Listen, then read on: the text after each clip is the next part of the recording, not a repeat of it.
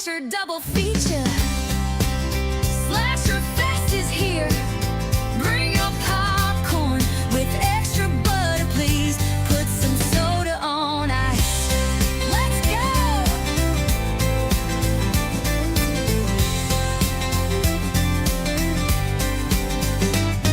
The blood will flow, the gore will splatter. Forget your stress, nothing else will matter except the movies and the memories.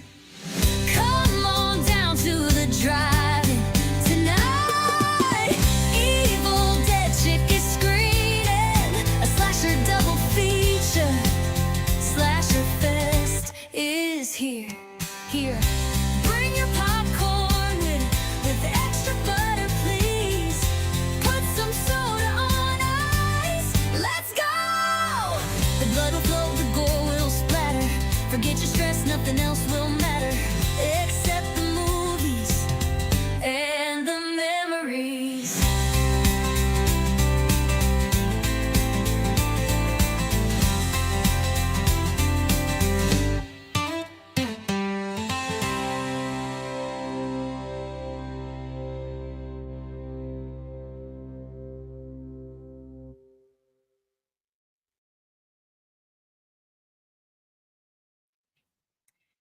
Howdy, gang. Hey, the poet, and welcome to yet another edition of Evil Dead Chicks Slasher Fest.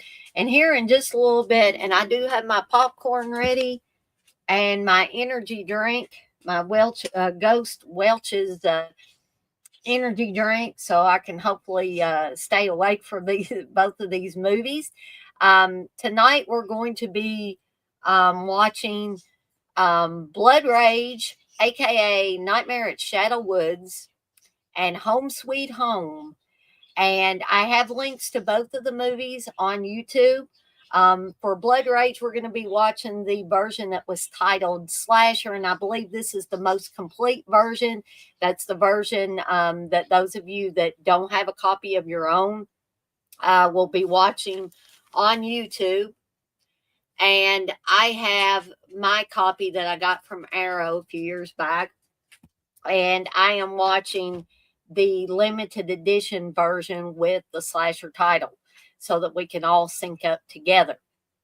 Home Sweet Home, the version I picked, somebody has actually taken this very old low budget movie from 1981 and upscaled it, and it looks pretty damn good. It's so good, in fact, that I made a copy of it last night, but I didn't have time to put it on a Blu-ray, so I'm going to be watching that one on my tablet over here.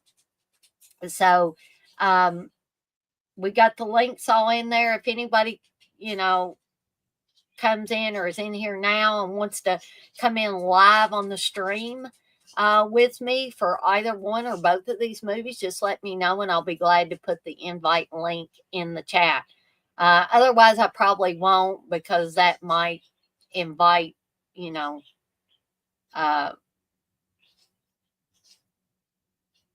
Acres of Movies. I'm not sure what you're referring to, but by that, I'm almost afraid to say it because I'm always afraid something's gonna, you know, get me in trouble on YouTube. But you're welcome, Stacy. You are very welcome. We are going to get started with the movies here shortly, but I'm going to do my what I feel is obligatory housekeeping stuff. But I realized I'm going to be eating my snack now, and because I am diabetic, I do need to take an insulin shot. I know some of you are probably thinking, geez, Dan, we don't need to know this. But I'm just going to remove myself temporarily from the stream, and I will be right back. Okay.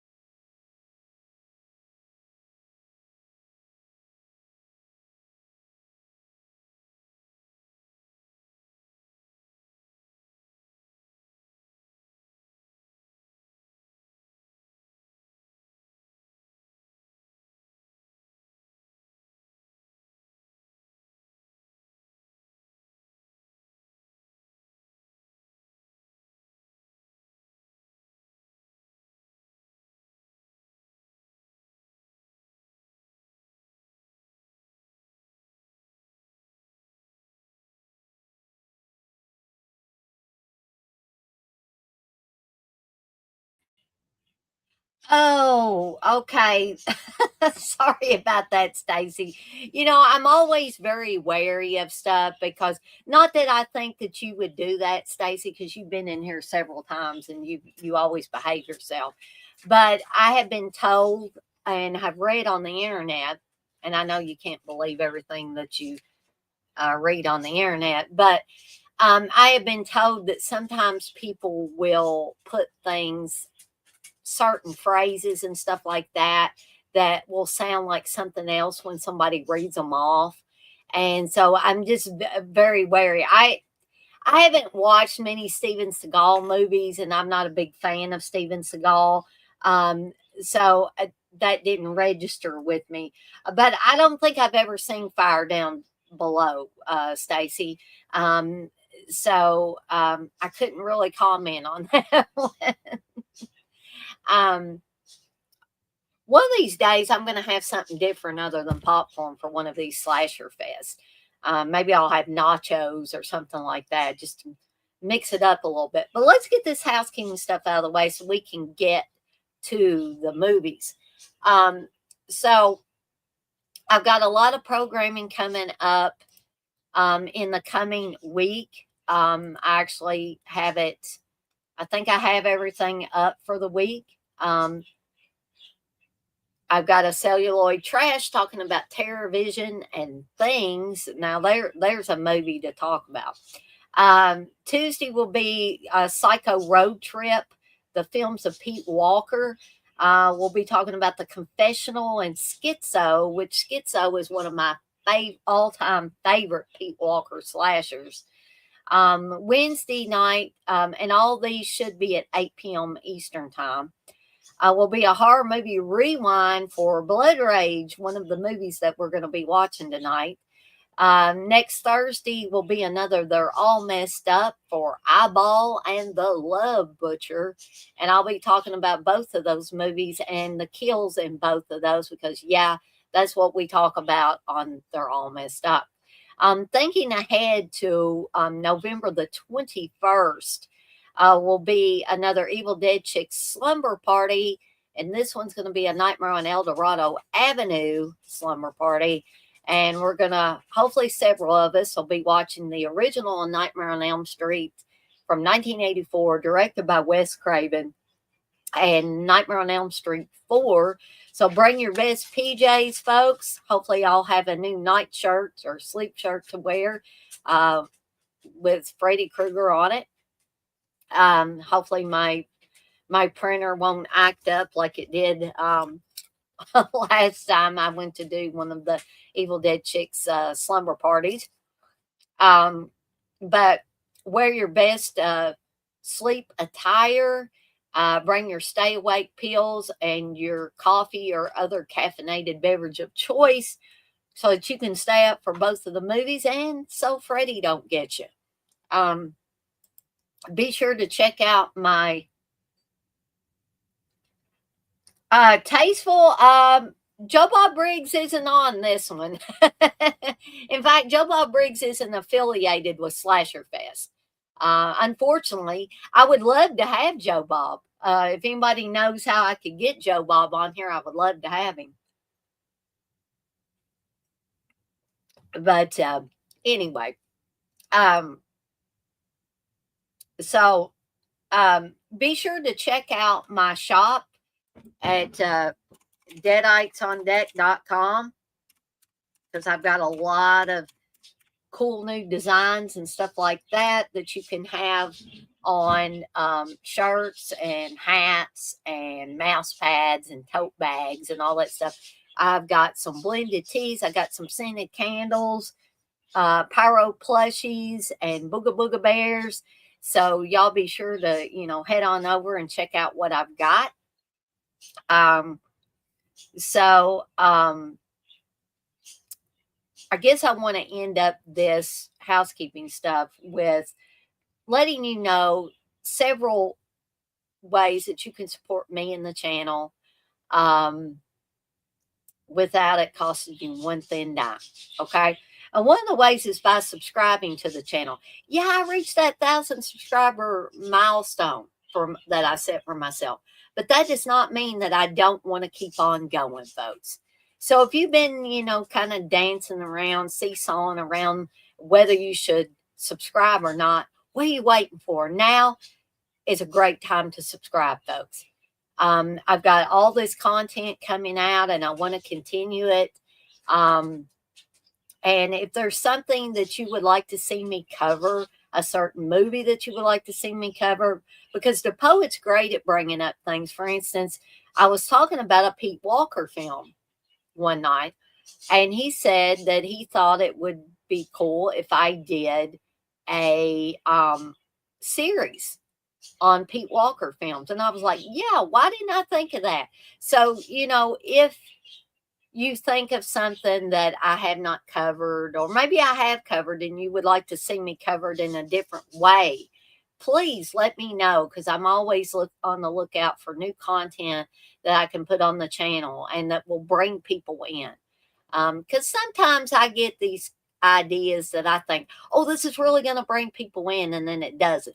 So, sometimes I'm off my game. So if you haven't subscribed and you're enjoying the content I'm putting out, if you've seen several of my live streams or my videos or anything like that, please, please, please subscribe. Because even though I appreciate the super chats and the super stickers and people joining the channel and people joining my Patreon and buying things from my shop, I appreciate all of that very, very much. But I also know that, especially in this day and age, everybody isn't made out of money. So I like to bring up these for free things that people can say, oh, yeah, I don't have tons of money, but hey, here's a free way I can, support this person and support the content that they're putting out. And it gets me up in the algorithms of YouTube, folks. That is a thing I have heard. I don't know how it all works, but it's a thing. So you can also hit that notification bell so you don't miss any of the new content I'm putting out. And you can also hit the like button on things that you particularly enjoyed. And heck, if you like it all, hit that like button all across the board. It all helps. And here's one more way that you can help support me and the channel, and it won't cost you a dime. And it won't cost the person that you tell about my channel a dime. That is by sharing my channel with friends and family members who you think might enjoy the content I'm putting out. And again, I'm going to do you a solid and put my channel handle in there for you folks. All right. Stacey, you say you're excited for a fantastic double feature. Well, thank you for saying that's a fantastic double feature. I'm excited too. I think this is the first time I've done these two movies in any capacity.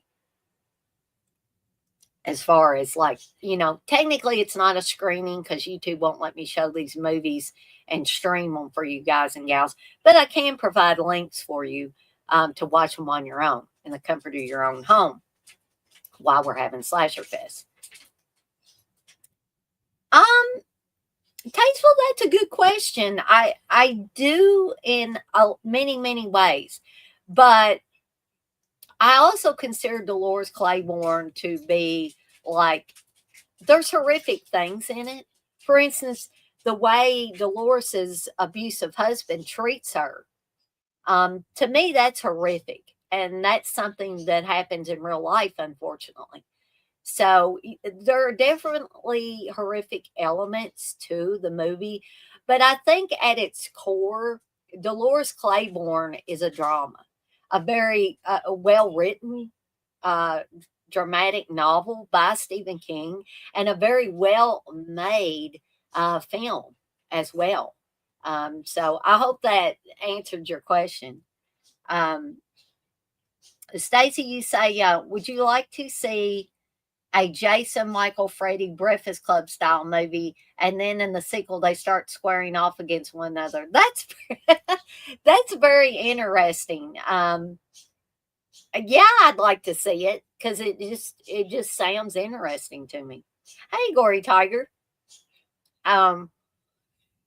But we're going to go ahead. I'm going to give everybody a couple of minutes that's going to be watching along with me tonight on these movies. I'm going to give you a couple of minutes to get queued up.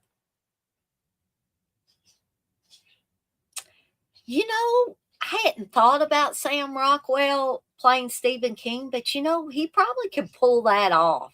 And Sam Rockwell, to me, is an incredible actor. I think he's very, very good. Um, he certainly was a evil SOB though in the Green Mile, but he's good at playing, good guys and bad guys. He's one of those people, one of those actors.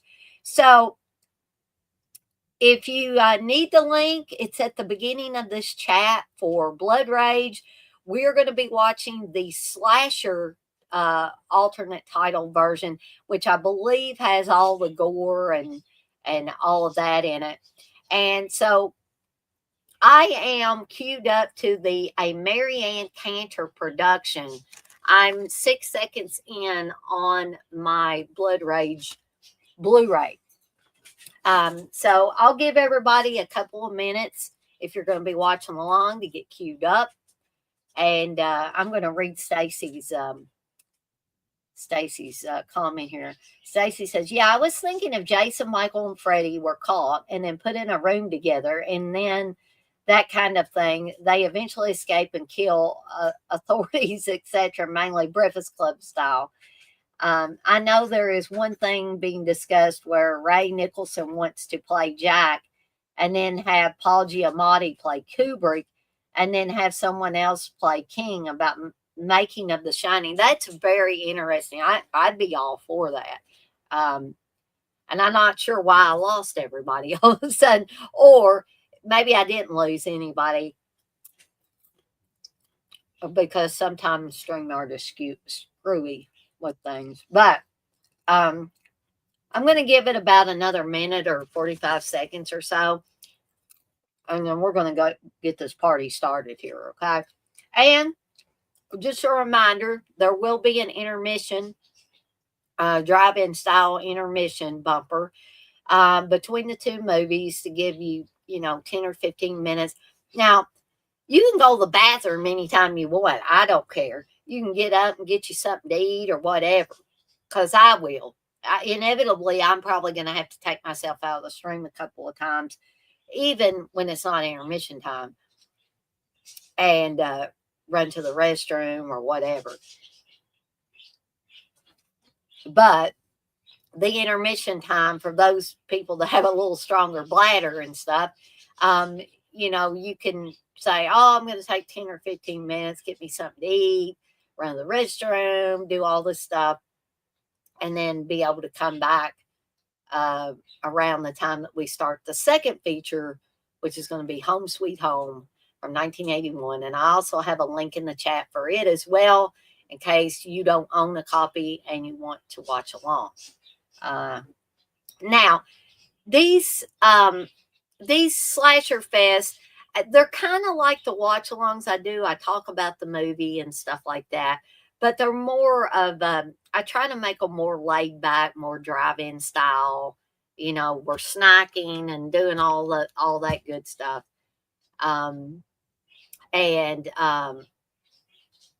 So we're going to get started here in a second. I'm going to read Stacy's other comment here. Stacy says, I like when Joe Bob would do the count of what is in each movie. What is the one for this one?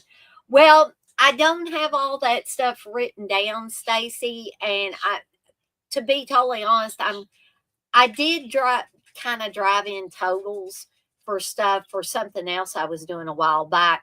But I'm hesitant to, not that Joe Bob would threaten to sue me or anything, but I'm very wary and try to be very careful about doing things similar to what other people do, especially people that are well known and stuff like that. So I didn't have that plan, but maybe I can come up with something for the next one of these that I do. Okay.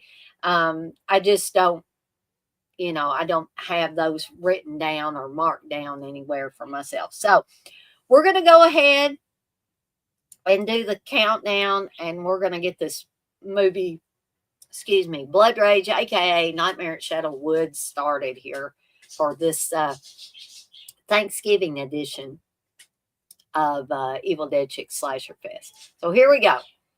3, 2, 1. Press play. We are off and running. I got my popcorn and my drink and everything. And you're going to see Ted Raimi here shortly in a blink and you'll miss him performance as a condom salesman in the drive-in theater bathroom, folks.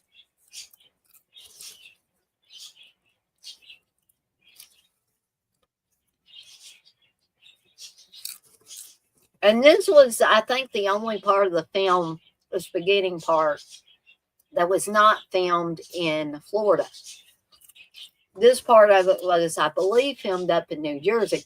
Miss Louise Lasser is in this movie. Yes, that Louise Lasser from Mary Hartman, Mary Hartman.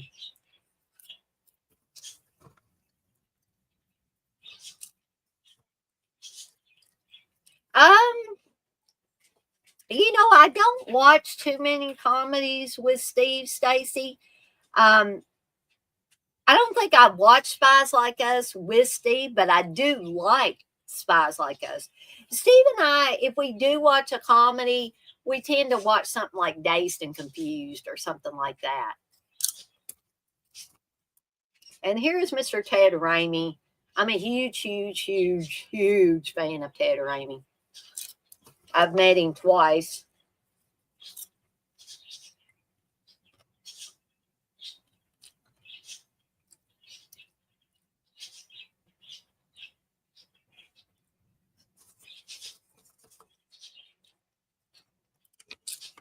This is also a very young Ted Raimi, too.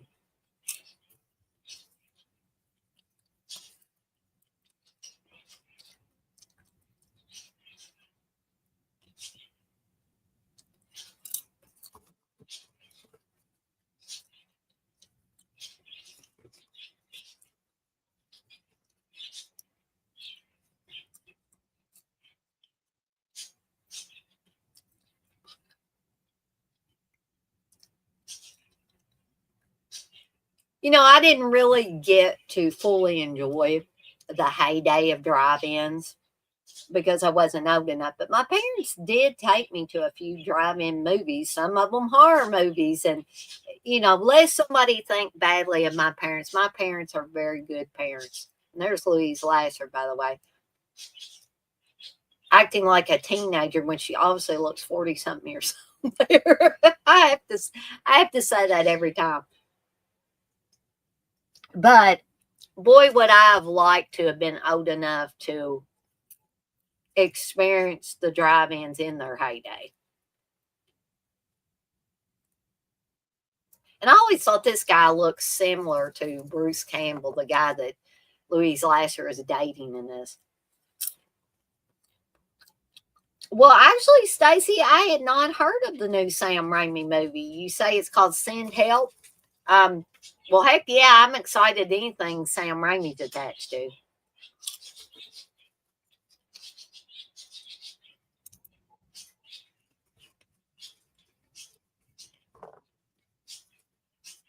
We're seeing the twins, Louise Lasser's twin boys in this.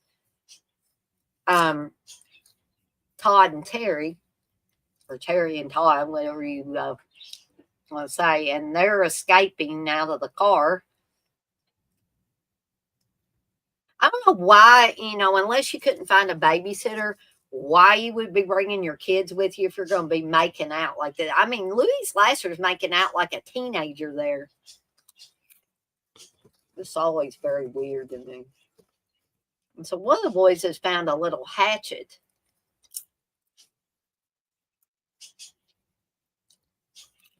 in the back of one of the trucks there at the driving. The Poet, you say, I know a lot of people hate it, but I like Drag Me to Hell. See, I was one that hated Drag Me to Hell. But like I always say, to each their own. If you love it or like it, I say, hey, go with it. Things are just about to get bloody here.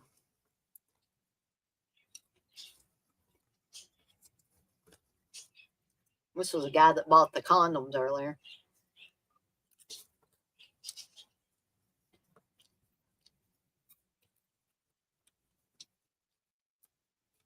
But Stacey, you say yes and thank you. It's kind of like Misery meets Castaway. Rachel McAdams, Dylan O'Brien, and Dennis Haysbert are in it. Cool. So yeah, things got real bloody because now there's a naked butt there. The chick's running away.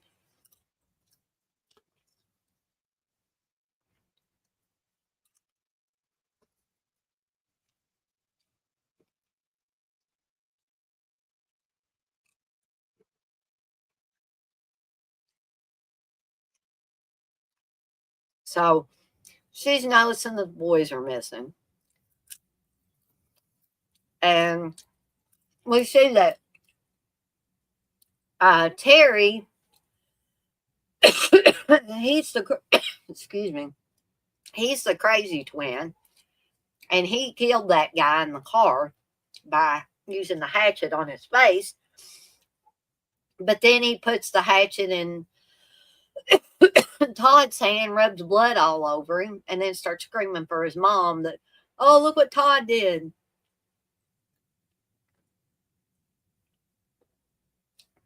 And then, of course, poor Todd is, nearly catatonic here. Probably because he saw his brother kill somebody.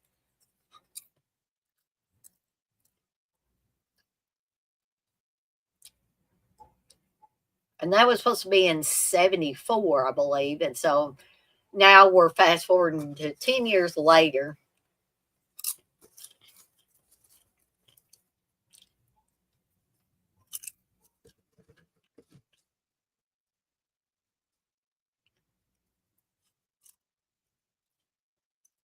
And Maddie, Louise Lasher's character,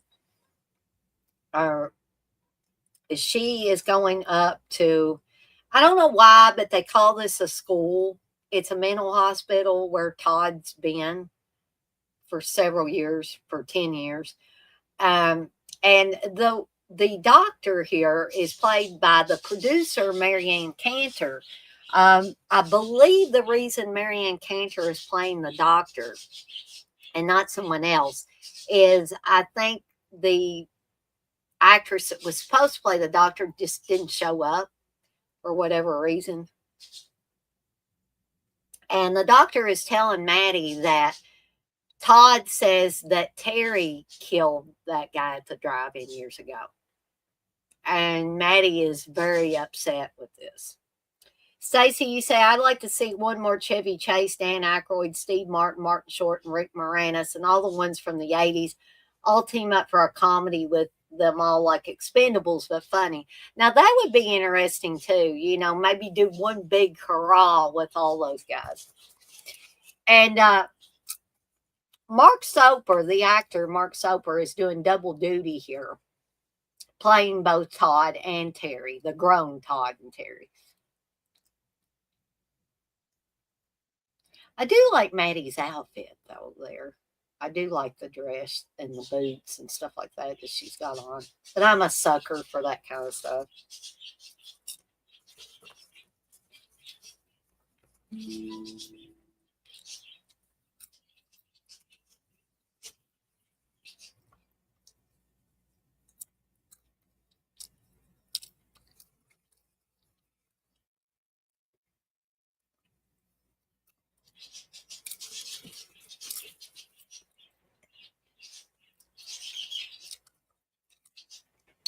So Maddie has brought Todd, I believe, a piece of pumpkin pie, and Todd is so upset because, Maddie is defending Terry and saying, you got to stop this, Todd. You got to stop saying your brother killed somebody.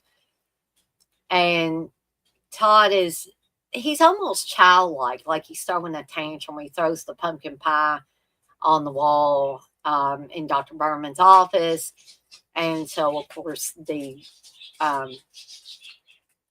some of the staff come in there and secure Todd.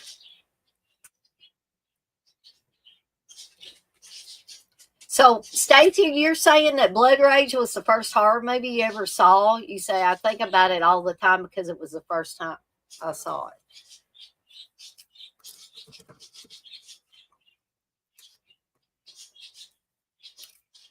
So now we're seeing the grown Terry and his girlfriend and his friends playing, I believe, I don't know, touch football or something.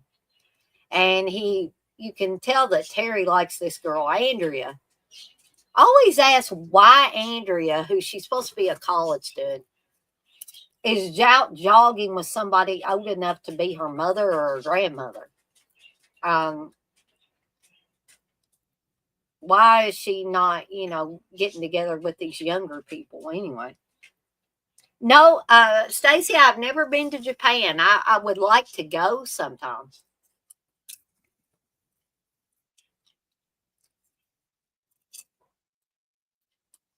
Now, remember, I said these movies tonight were going to have a Thanksgiving theme to them. So you see Maddie and Terry's girlfriend and Maddie's boyfriend, and they just announced at Thanksgiving, the Thanksgiving lunch, or maybe it's a Thanksgiving dinner. I thought it was to the day though. That they're getting married, that her and her boyfriend Brad are going to get married. But you can also tell that Terry's not too happy about it either.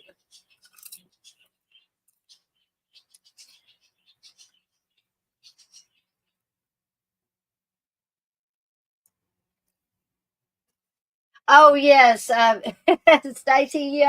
I have 5 dogs. I don't know if you've been in here whenever I have mentioned that I have 5 dogs. So yeah, you may see several 4-leggeds walk by in our house.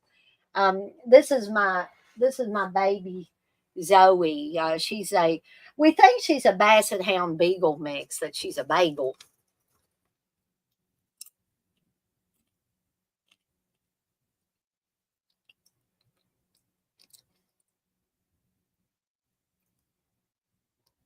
So is everybody all ready for, speaking of Thanksgiving, is everybody all ready for Thanksgiving?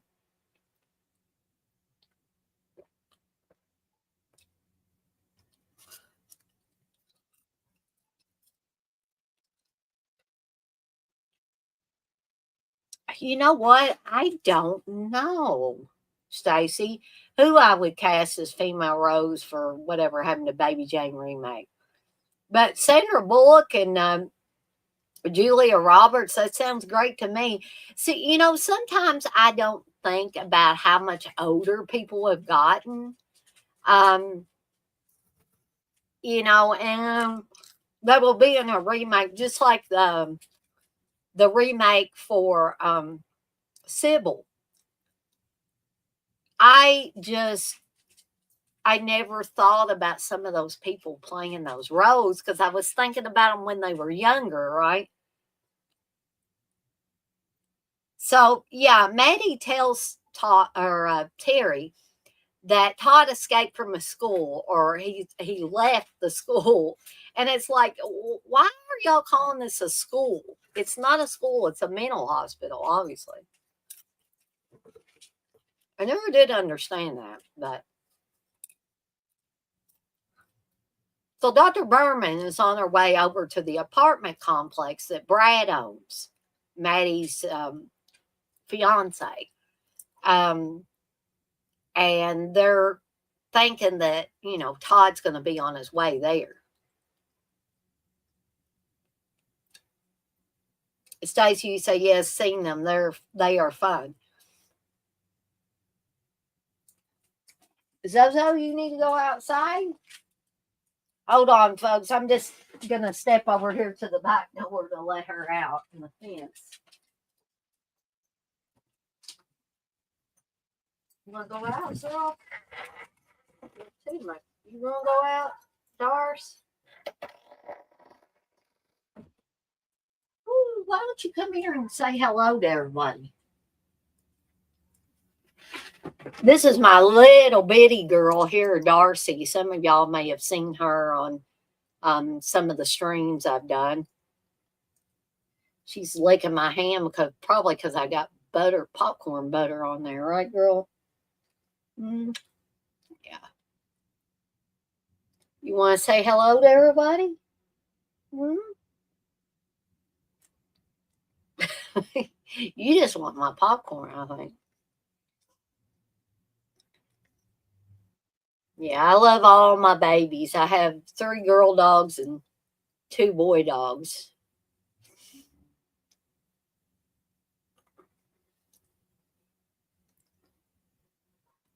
DePoe, you say, have I seen any deer around here? I'm trying to think. I think I did maybe once or twice, like me and Steve driving.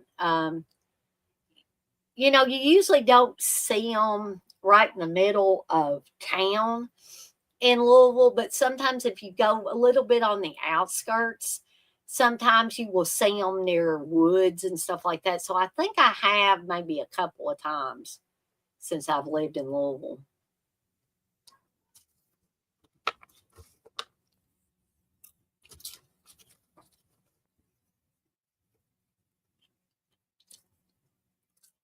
Something else that's weird about this movie is how much a woman, Louise Lasser's age, and this man she's with, just make out like a couple of horny teenagers. I mean, I don't, I just don't understand it.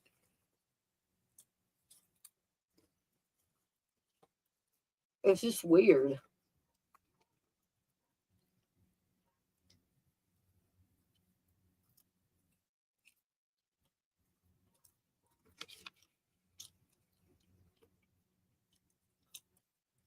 I think I heard about Acid Mountain briefly, Stacey. You said this new horror movie I've heard about, Acid Mountain, sounds crazy. It's a new horror villain. She was raised in death camps, and she runs her own off the death camp and masks and acids people. And that, Stacy, didn't you bring that up before? I thought you did. You say also masks and straight jackets them with knives, etc. It makes them roll around on a cliff. Wild TCM meets hell type movie. Yeah, it sounds like it. And no, I don't think Nike sponsored this movie, but Terry has a Nike shirt on, I believe. And it looks like the doctor and her assistant have arrived, and Dr. Berman says, no, that's his twin.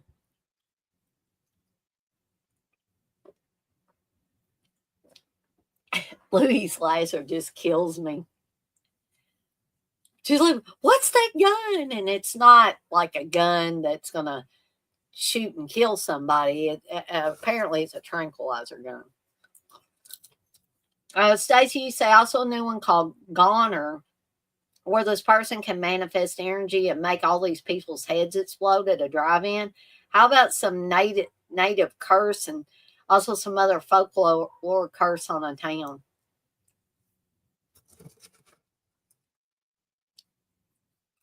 I'm gonna have to check out some of these movies that you've been mentioning.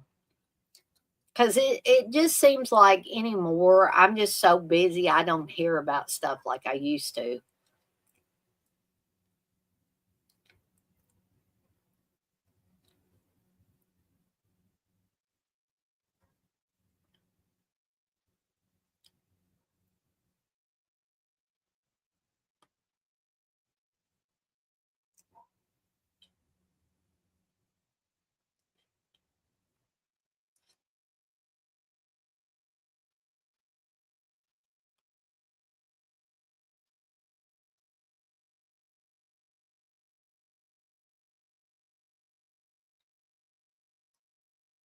DePaul, you say in West Virginia, there I'm assuming West Virginia. There's a Native American curse on this town.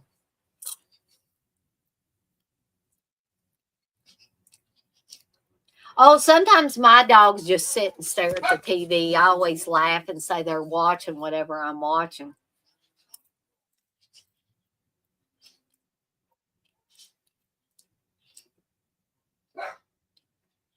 Oh, these dogs. I wish they'd be quiet because, as I've said in earlier streams this week, Steve has to work a Saturday and he has not worked a Saturday in 20 years, he said.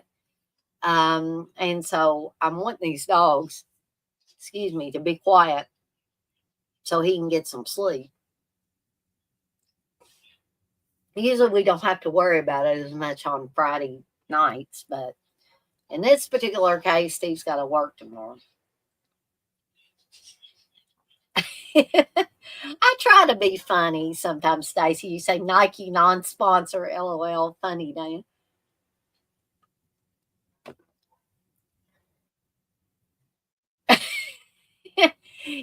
Well, in that one scene, it seemed like they were trying to make the logo less noticeable, but I mean, you could still tell it was Nike. Ouch. So Terry's back up to his old tricks again. He just cut Brad's hand off. I love that effect. I mean, you can tell it's a fake hand, but it still had the beer can in it and it was kind of twitching and stuff.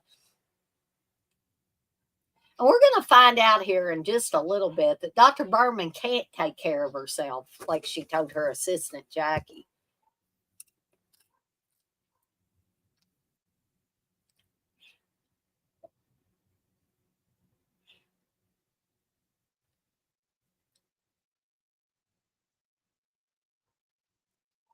So Jackie's looking for Todd too.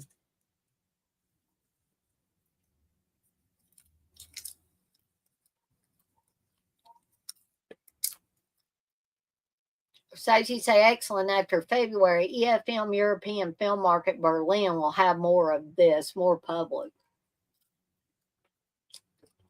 So Jackie's trying to lure Todd out with marijuana, apparently.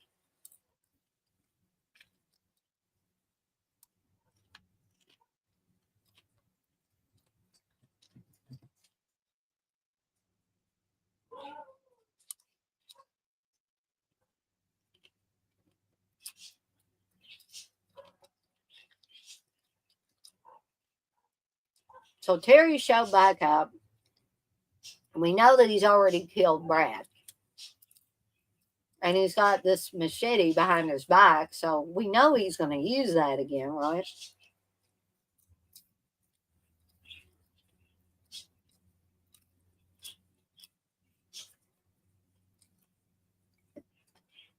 So he offered Terry a hit off the joint. And so he makes a mistake of saying Dr. Berman said that Todd didn't kill anybody.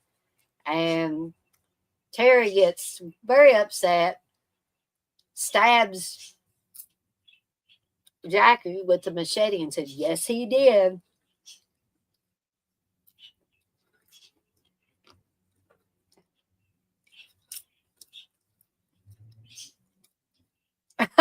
That's right, the poet. Oh no, she did drugs. She broke a movie rule. Apparently, yeah.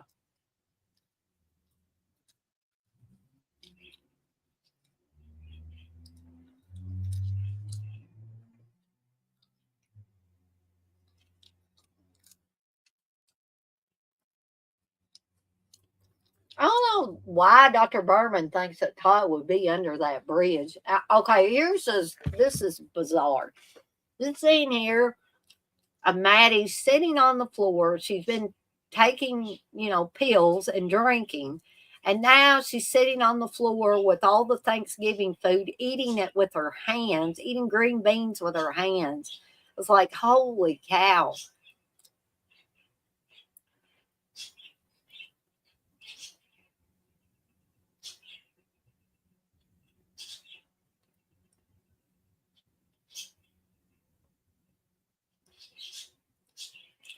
So I think Terry's going to take Dr. Berman out. Yeah. This is always so funny how wide and weirdly her mouth is open before she gets killed, folks. Oh no, Maddie's drinking more wine, I think.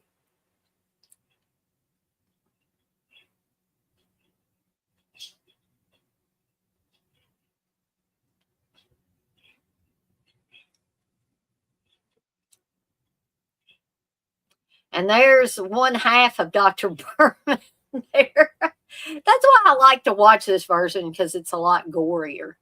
And there's her legs.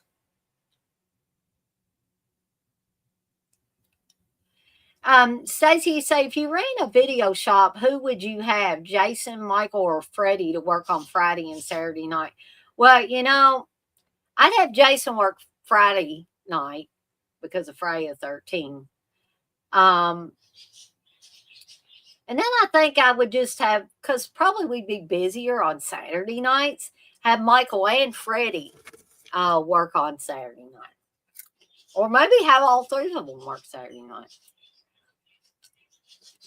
I know he's not taking a real shower to get cleaned off, like take a real shower. But he's trying to get the blood off of him. But who takes a shower in their underwear, folks? I don't.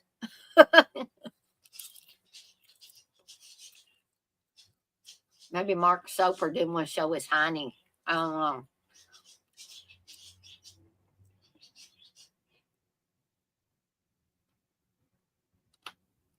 What in the hell is she drinking now? More booze? I'd be totally passed out if I drank that much booze and took pills and everything. I'd probably be dead if I did that. Oh, whole room splattered with blood. And so Andrea is supposed to be taking care of one of the other residents of the apartment complex, taking care of her baby. But she's drinking freaking Bloody Marys, and then Terry shows up. And she says, you want vodka and tomato juice or tomato juice and vodka? And he says, just tomato juice.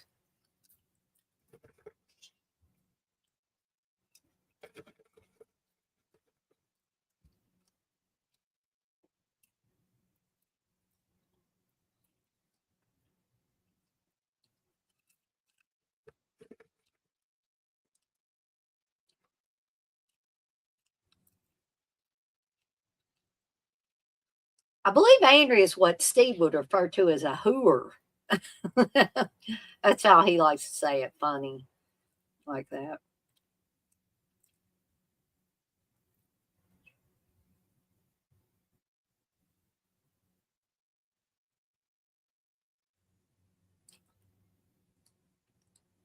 So Karen, Terry's girlfriend, is finally wanting to, I guess, consummate her relationship with Terry, and she's come over to his house or his apartment to ask him to make love to her.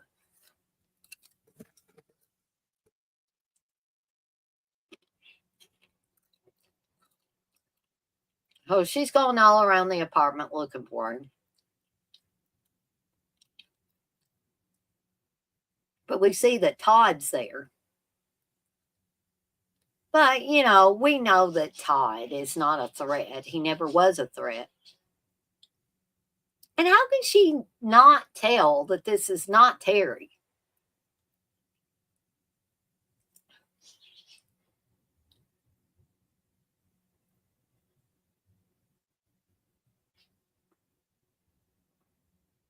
I mean, she thinks he's high.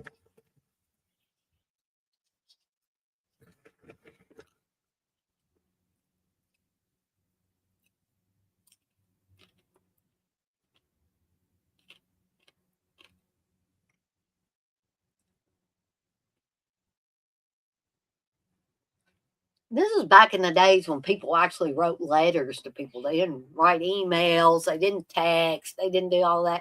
So it's kind of funny to watch this and hear her say, we've both been away at school and you haven't written me any letters. And, it's To me, it's fun to think back to that simpler time when we didn't have everybody didn't have computers and everybody didn't have a cell phone that they were attached to the hip with.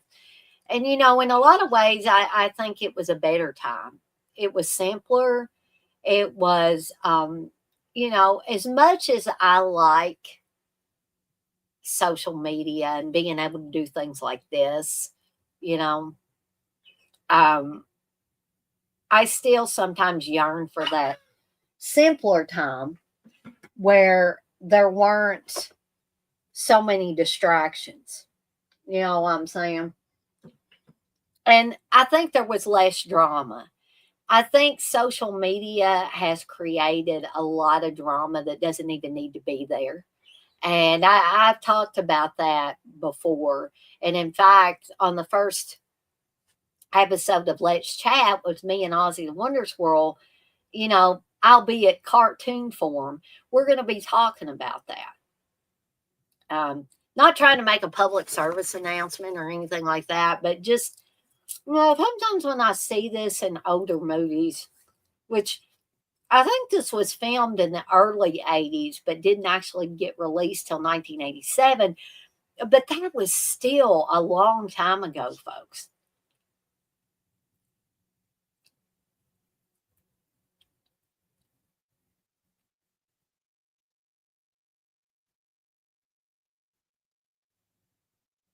It was almost 30 years ago, folks, when this was released.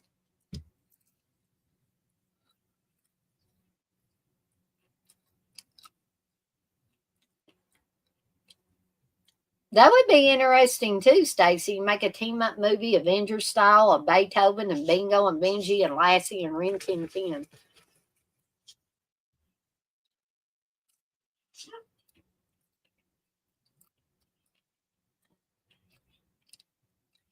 So Andrea is trying to come on to Terry, even though she knows that he's got a girlfriend. And he just says, "What are you doing?" He's like no other guy that I know of.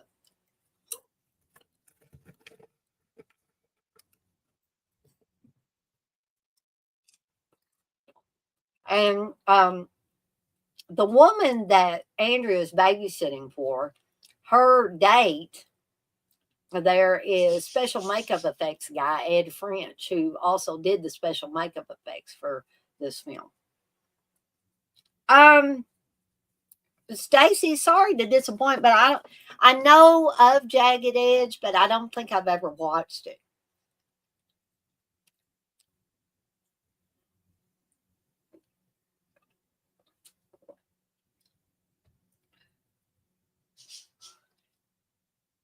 Who should play George Washington? I don't know. I can't even.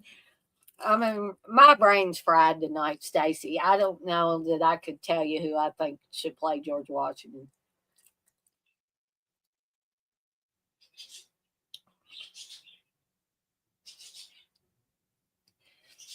Hey, gang, I'm going to step over here and see if I can let Zoe back in.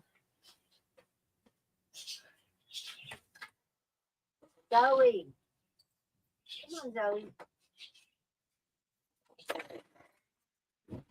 Everybody saw you, Zoe.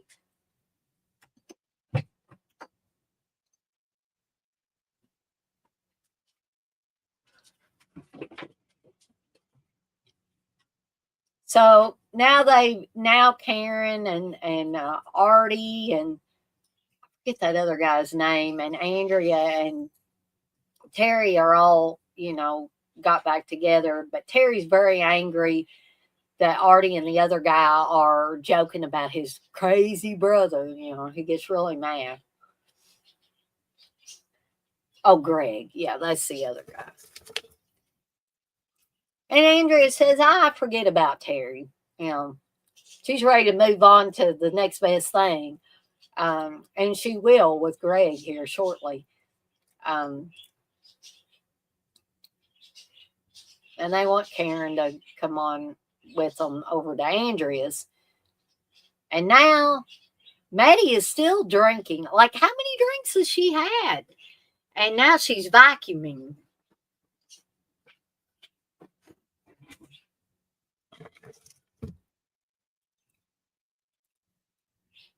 and Terry scares her. And Terry says, Todd is here.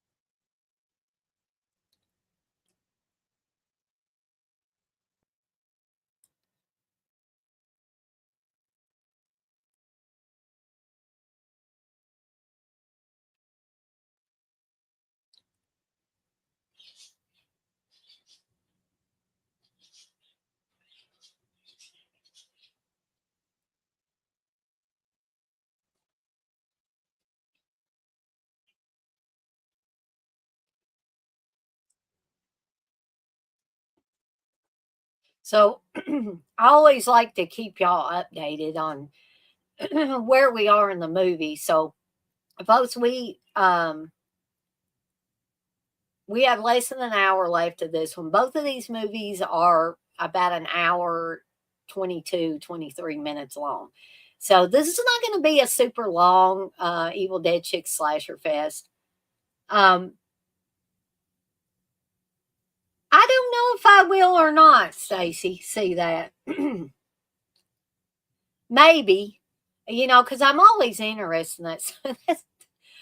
Poor Todd is trying to put Dr. Berman back together again.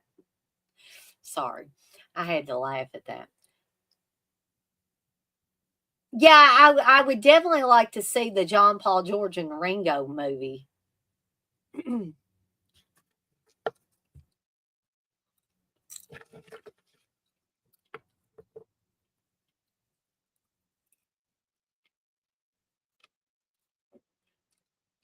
So apparently, Dr. Berman had a real gun with real bullets, and Todd's taking it.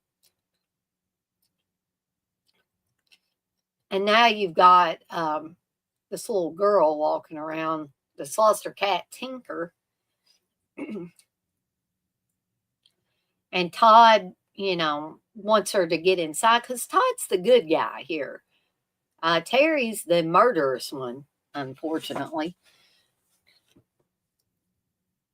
So he's telling the little girl, go home, lock your door, and don't let anybody in, no matter what they say.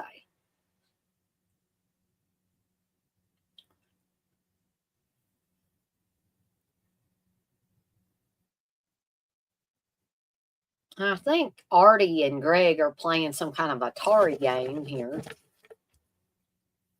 And Andrea is showing Karen how to drink correctly.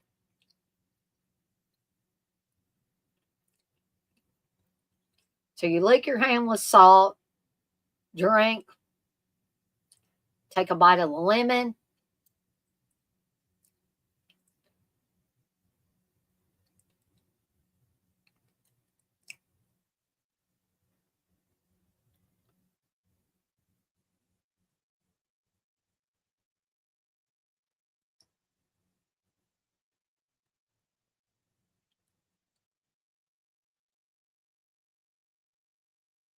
He wasn't really in the shadows that much, Karen. I hate to tell you.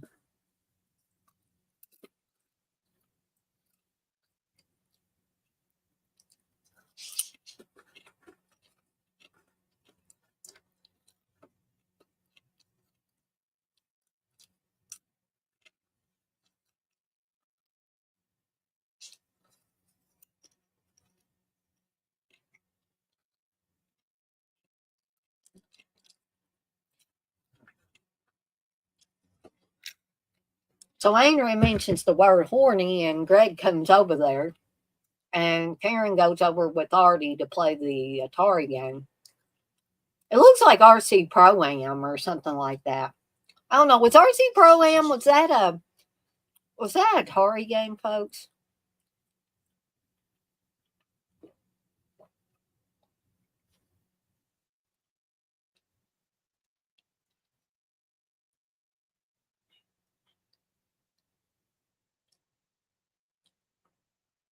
So the woman that Andrew was babysitting for her is back with her date in her apartment, and she's got body liqueur. And she's thinking of having a spicy night with her date, I believe.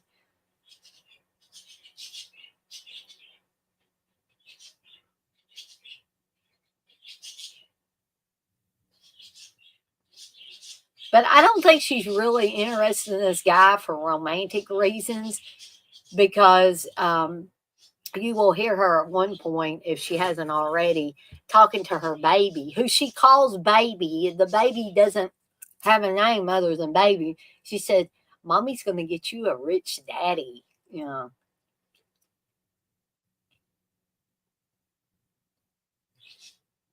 Oh, I didn't know they changed the name of the award show. Huh.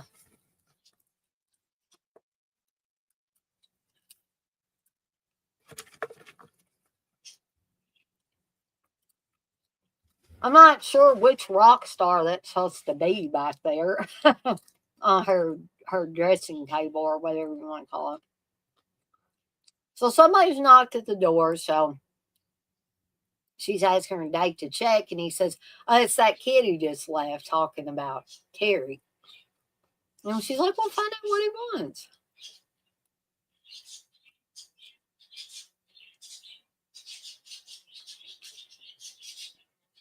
So evidently something went on in the other room.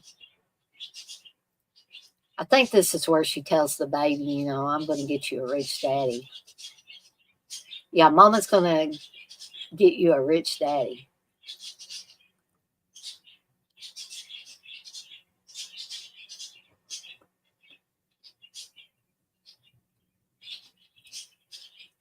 Stacey, you said, what would you ask Joe Bob if you interviewed him? I don't know. I would probably have to think on that because before I interviewed people, I used to have a fanzine that I did called Blood Type Magazine, and many, many moons ago. And I would interview people, but I didn't interview them in person. I would interview them either by mail or through email or whatever. And so I interviewed Linnea Quigley back in the day. I interviewed Giovanni Lombardo Radice, who went under the name John Morgan, who was, in City of the Living Dead, aka The Gates of Hell, and Campbell Ferox, and a bunch of other stuff. An Italian guy, but he knew some English, so I had to be kind of choosy with the people that I chose for Italian people that I chose to do interviews with, and he was fantastic. It's just such a shame that guy has passed away now. He was so sweet and so accommodating, and I'm sure he did this to everybody that he talked to, but he would sign all of his emails to me, Love Giovanni. And I just thought that was so sweet. So I would probably have to think about what I wanted. If I had an interview set up with Joe Bob, then I would probably do like I did back in the day and come up with a set of 10 or so questions to ask.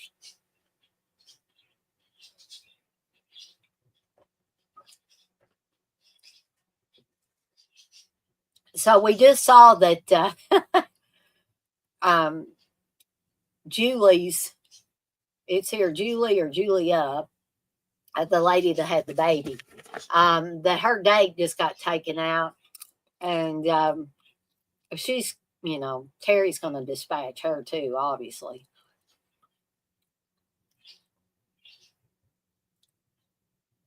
And Todd,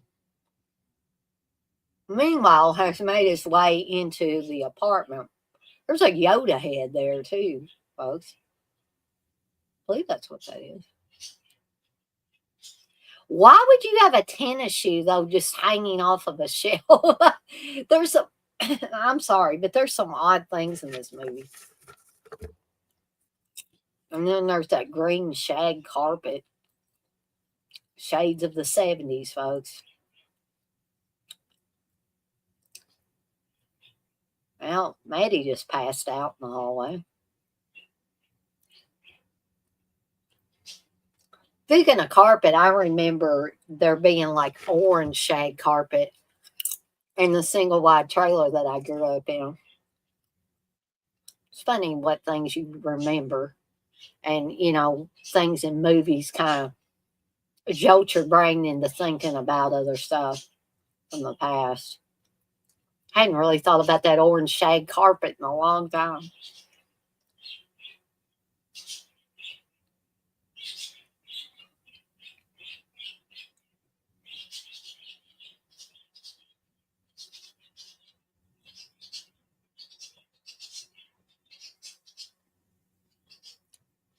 So now Andrea and Greg are making out. And poor Todd, his alcoholic mother, he's carrying her and putting her in bed. He's such a good boy. But you're going to see the hurt in Todd's eyes here. Because in Maddie's stupor, she's going to think that Todd is Terry.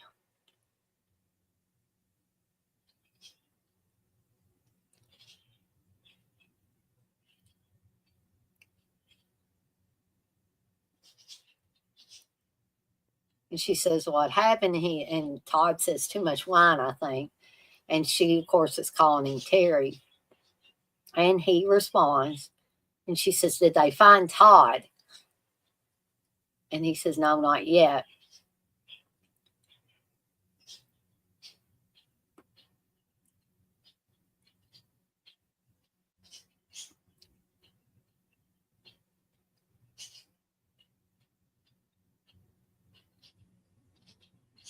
And she goes on to say, maybe he never came here at all. Maybe he ran away far, far away. And Todd is so hurt that his mother would say that.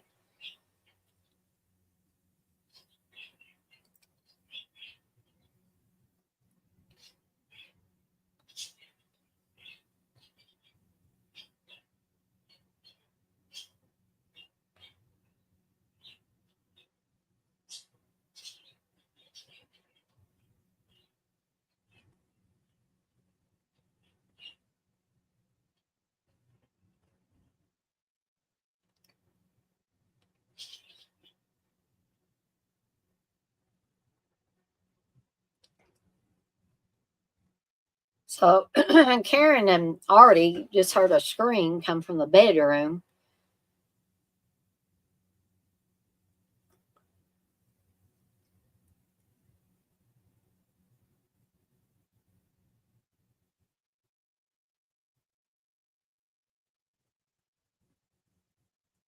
There's the poster for the Romantics back there.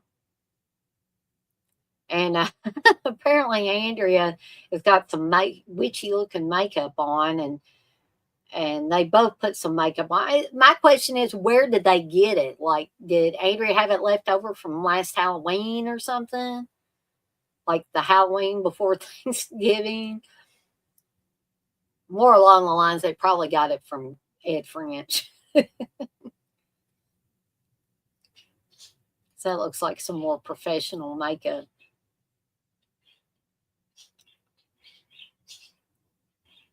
So now Greg and Andrea are going to go play tennis at night.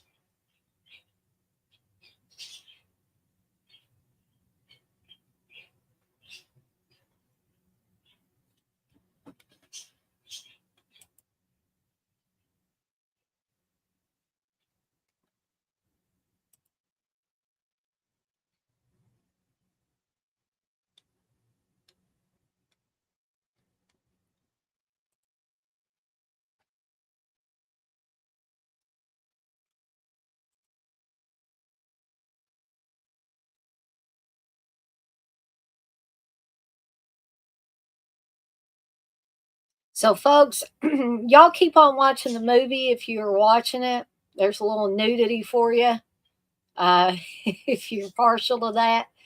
Um, but I'm going to take my restroom break, and then I will be right back.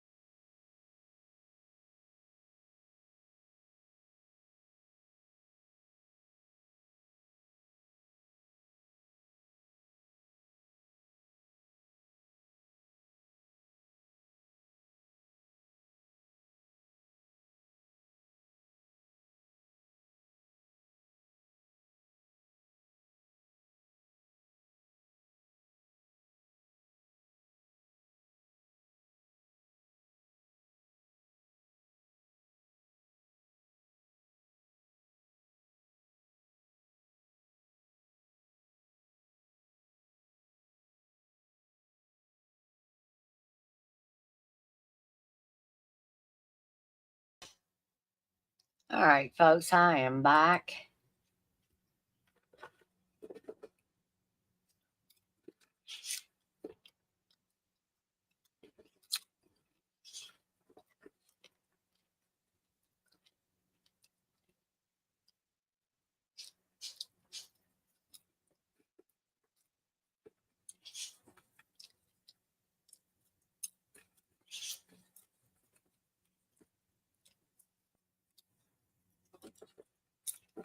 Here, Maddie is telling the operator, my son just escaped from his school.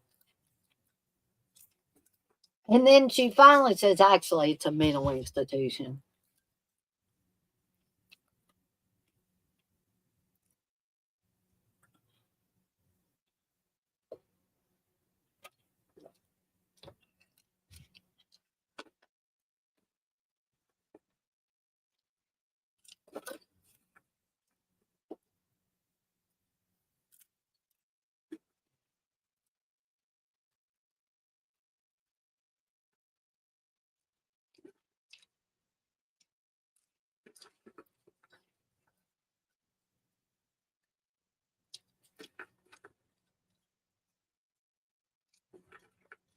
And then she's telling this whole story about bringing Todd some pie and everything for the mental hospital.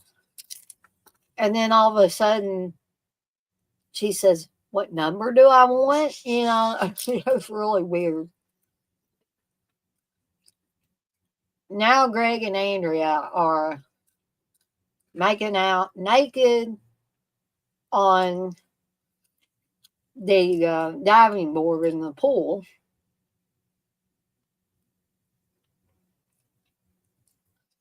And Terry doesn't like that. So he kills Greg first, and then he's going to kill Andrea.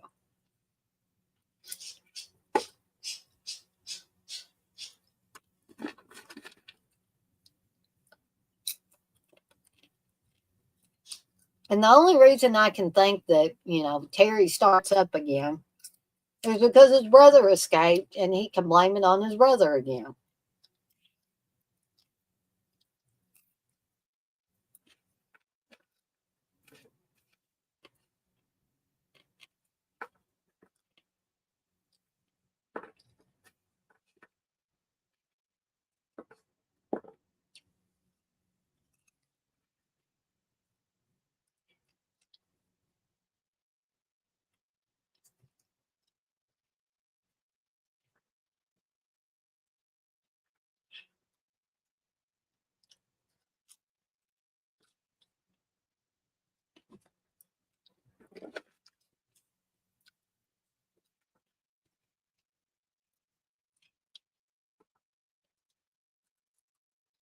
So Artie apparently is always the friend that, gets dumped on and all that. And he's telling Karen about this girl dumping.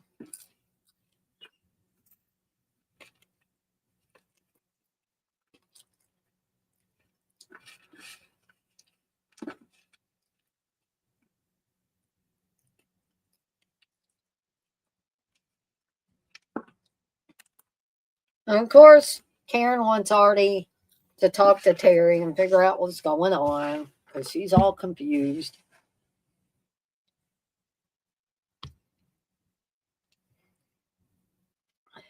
Then all of a sudden, somebody grabs Karen's feet, and oh, it turns out to be Terry.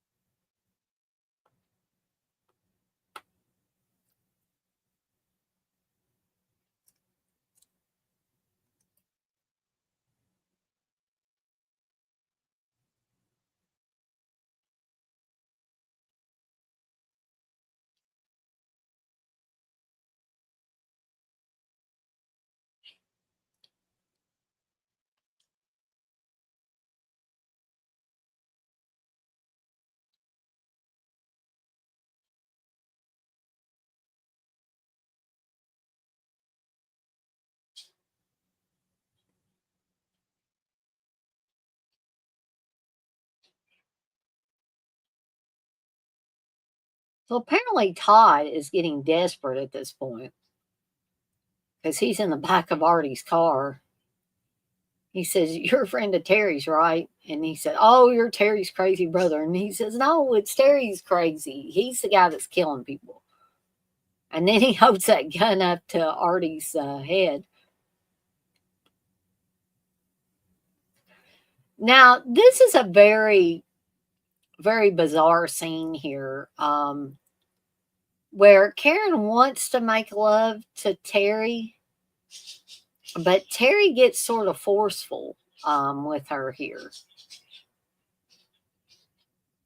And I don't know if it's some kind of light and violence coming out or what.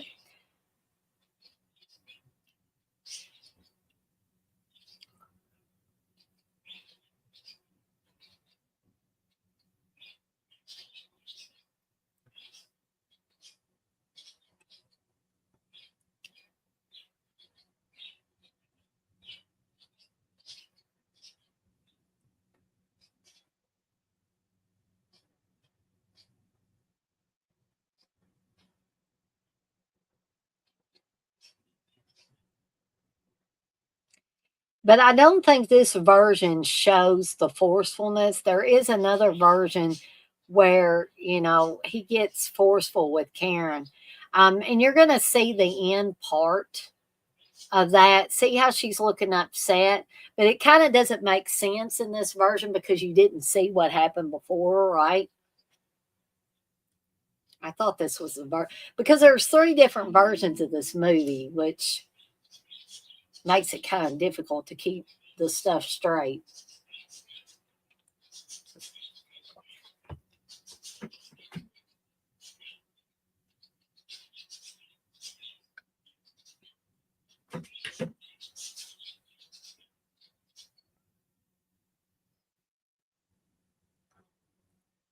There's a whole bunch of bloody, sharp implements there. And here's the tagline: "That's not cranberry sauce." In fact, um, the tagline to the movie is, "This Thanksgiving, it's not cranberry sauce." I always found that so hilarious. So he's just taking Artie out by stabbing him in the throat with a meat fork.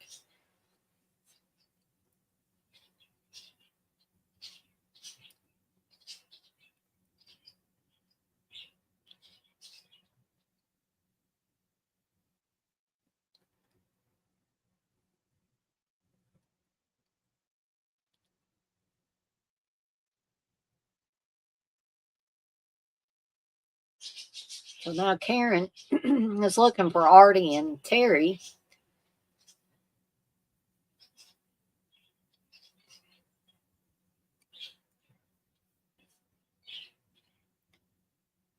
He's Terry's still saying it's not cranberry sauce, Artie.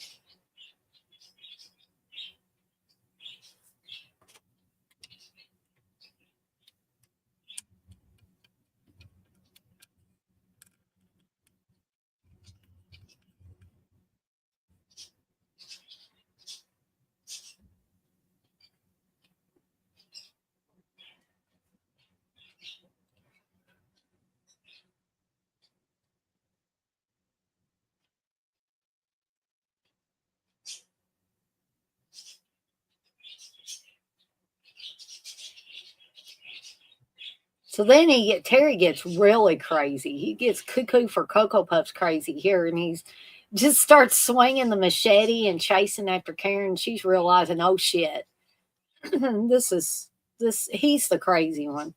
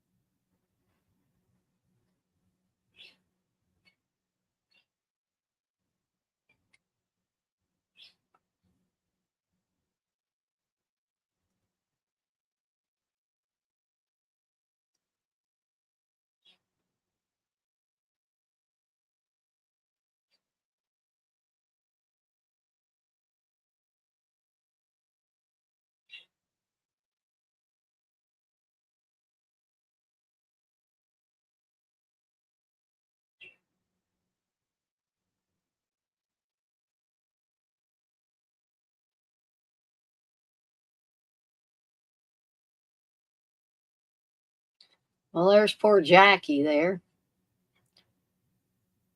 And there's Artie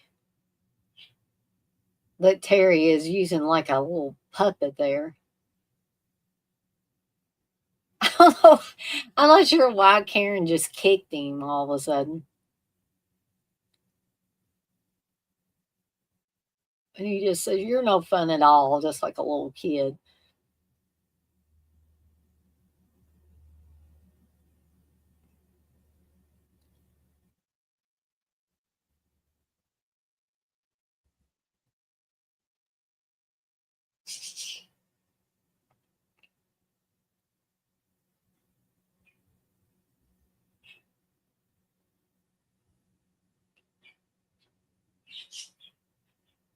And this is the little girl that Terry said, don't let anybody in. And Karen's trying desperately to get inside. And she says, "You're going to hurt my kitty."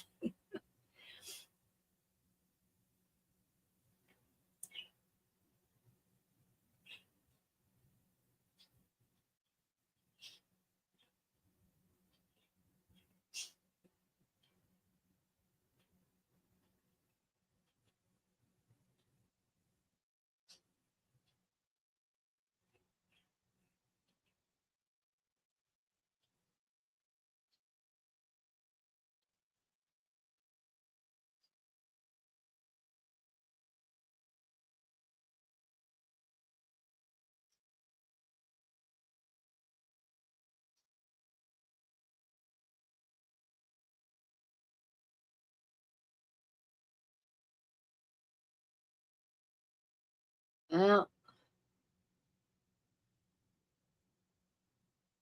Terry's already there.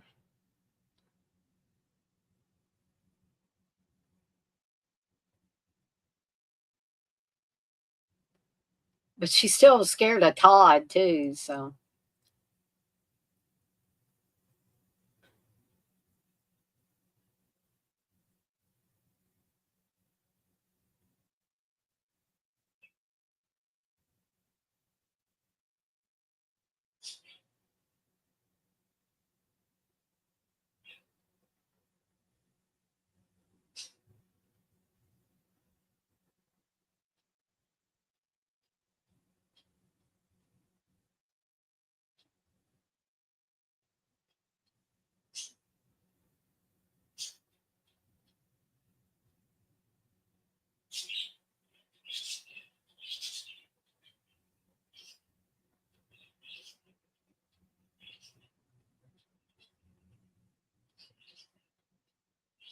well, I will say this for Karen, though. She's resourceful.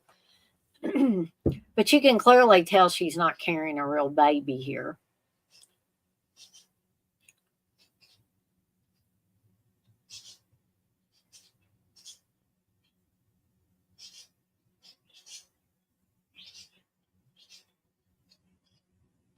I guess she hit him with that phone in the groin.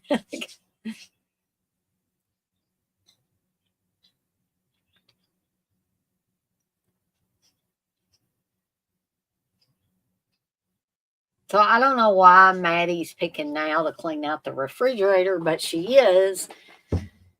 And I also don't understand why Terry put that bloody shirt, the bloody Nike shirt, in the trash can. He had to know somebody would see it at some point. But he's a psychopath, so maybe he wasn't thinking.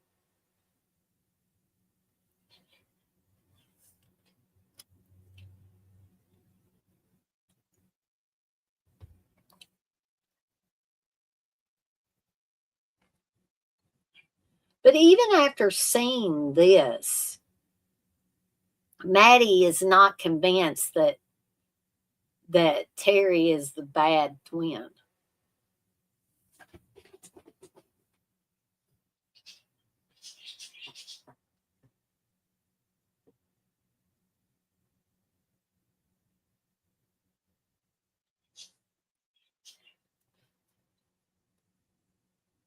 And I don't know why it didn't occur to Maddie to come down to Brad's office earlier. Of course, I guess there wouldn't have been much of a movie if they had done that early.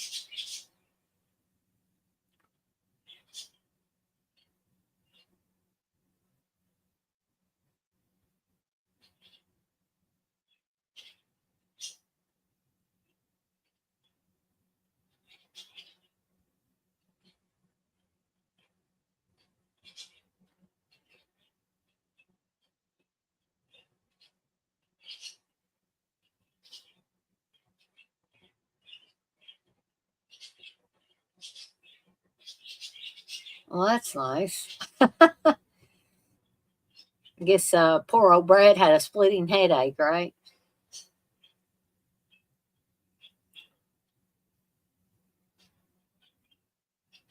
So we're coming down to the final few minutes of the movie. We still got a little over 10 minutes left, but um, we're getting down to the wire with this one. And I just want to say that I hope that those of you that have never seen Blood Rage, aka Nightmare on Shadow Woods, before, that you enjoyed it. If you know you've watched it other times before, and this is maybe your second, third, fourth, fifth, hundredth, whatever. If you're like me and you've seen this movie tons of times now, that I hope you enjoyed watching it again as I talked about it. This part always reminded me of the part in Halloween 6 when Jamie is hiding the baby. Oh, well, she found Andrea and Greg there.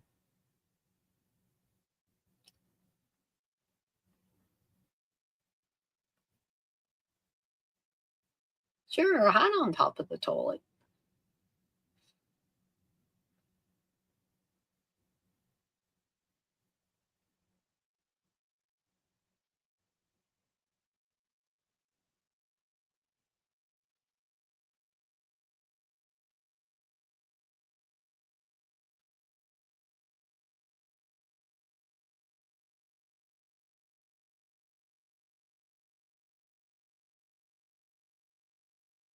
So I guess he's just taking a taking a pee here. I've never seen a killer stop to take a pee in a movie either. This is the only one that I've seen like that.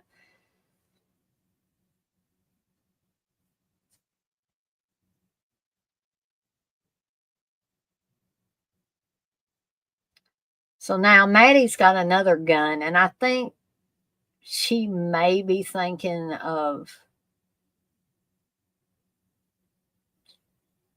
doing herself in here, but she doesn't.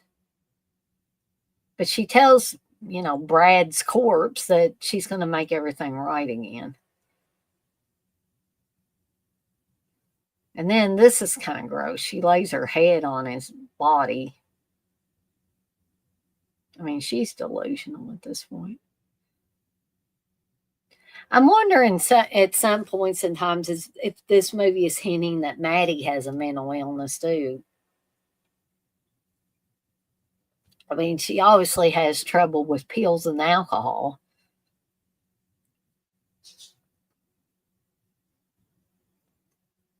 And Terry's still trying to kill Karen.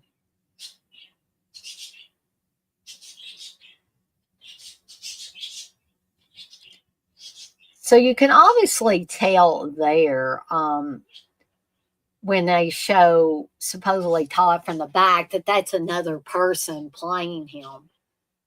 Because apparently, at the time this movie was made, and they probably didn't have the money to do it, even if it was available to have the same person playing different people in the same shot. So you can tell from the back that that is obviously not Mark Soper.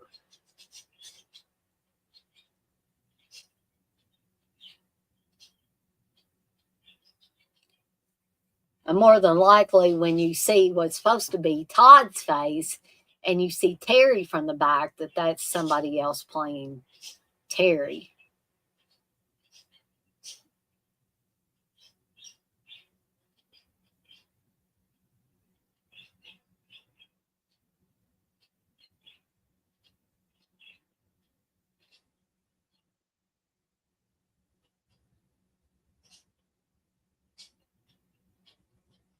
So Maddie is going to shoot Terry thinking it's Todd.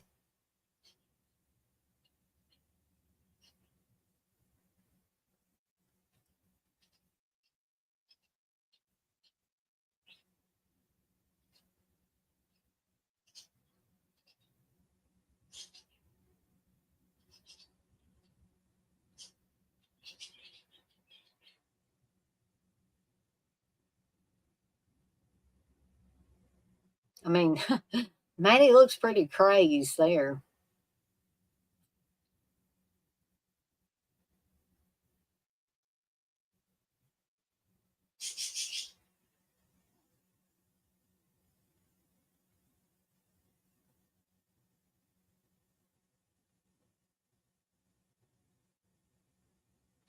And then she goes back to Todd, who's crying. And she thinks that's Terry. And she's like, come to mommy. You're safe. I think she still thinks of Todd and Terry as children, as her little boys still.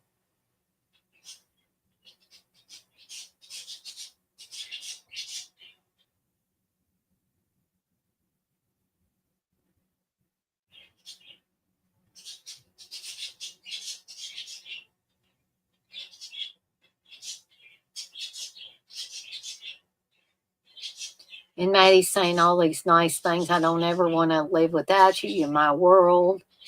You're safe.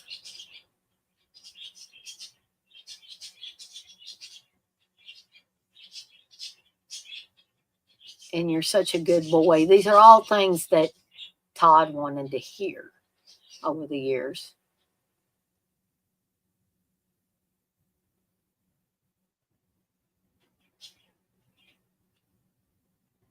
And then she says, it's just us, Terry. And she says, Todd is gone.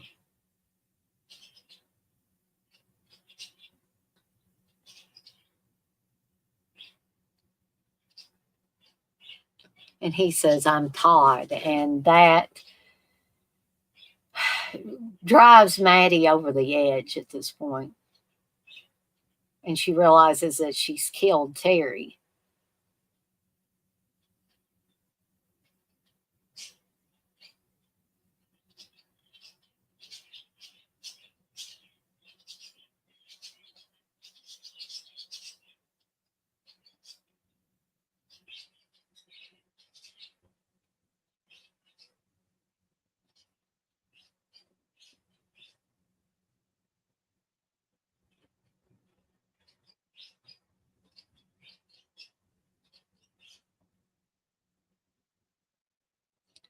And unfortunately, this realization is going to drive Maddie over the edge.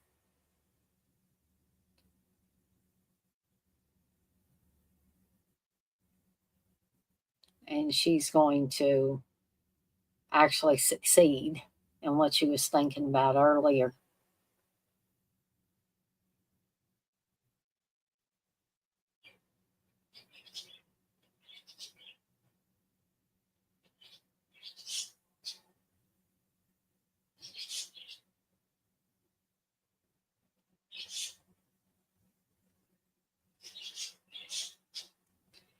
And this movie, for a horror movie, this doesn't really end on a fun ending.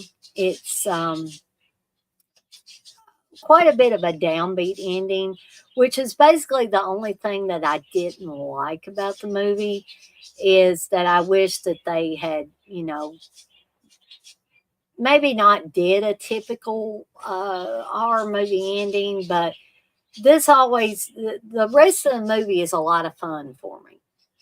Fun, low budget slasher movie. But then when Maddie actually does herself in, it's kind of like, oh, game over here. So we have officially reached the end of the first movie for Evil Dead Chicks Slasher Fest for this week. And I will stay with y'all through the credits, whoever is here. It looks like I got one person in here. And then we're going to take a 10 or 15 minute intermission. And then when I come back, we're going to finish up the night with Home Sweet Home from 1981. I do have a link at the beginning of this chat for a restored version that somebody did a pretty damn good restoration for Home Sweet Home. It's probably the best I've ever seen it look. I don't know what they used to do it, I'm assuming it wasn't a professional restoration, but they upscaled it, and it looks pretty good. So there was another version, but this was the one that I picked because I thought it was the most, or it looked the best, right? So we're going to go through these credits. Like I said, I'm going to hang around here for the credits with you guys. And then I have finished up my popcorn, so I'm probably going to get an ice cream cone for the beginning of, if anybody cares, for the beginning of Home Sweet Home. Um, and we'll get to that here in just a little bit. But like I said, I always like to stay with everybody through the ending credits, whether I'm doing an Evil Dead Chick Slasher Fest or I'm doing a watch along or whatever, uh, Evil Dead Chick Slumber Party, whatever I'm doing. But, I want to thank those of you that were able to stick around for a while, Stacy and the Poet and Gory Tiger and even um, Tasteful as well. I appreciate all of you guys and gals that came and hung out in the chat for this first movie. And maybe we'll have some more people for the second movie. Hopefully, we will. Hopefully, people can, hang out with me a little bit longer. Like I said, neither one of these two movies is a long movie. So this is not going to go on as late as some of my slasher fest and watch alongs and slumber parties and all that have went on. Excuse me. Probably going to be switching to some Mountain Dew here shortly. Like I really need the extra caffeine, but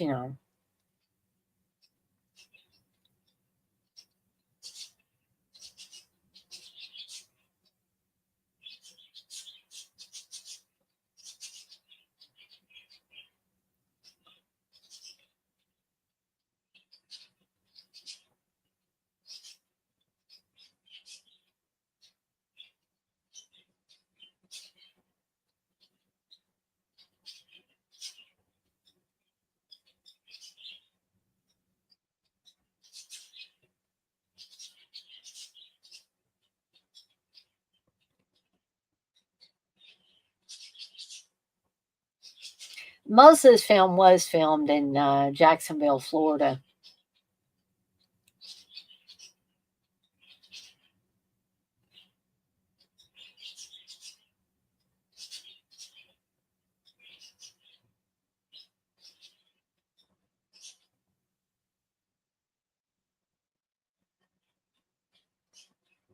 So I guess this was actually 1983 when it was filmed, 82, 83, but didn't got shelved, I believe, and didn't actually get released until 87.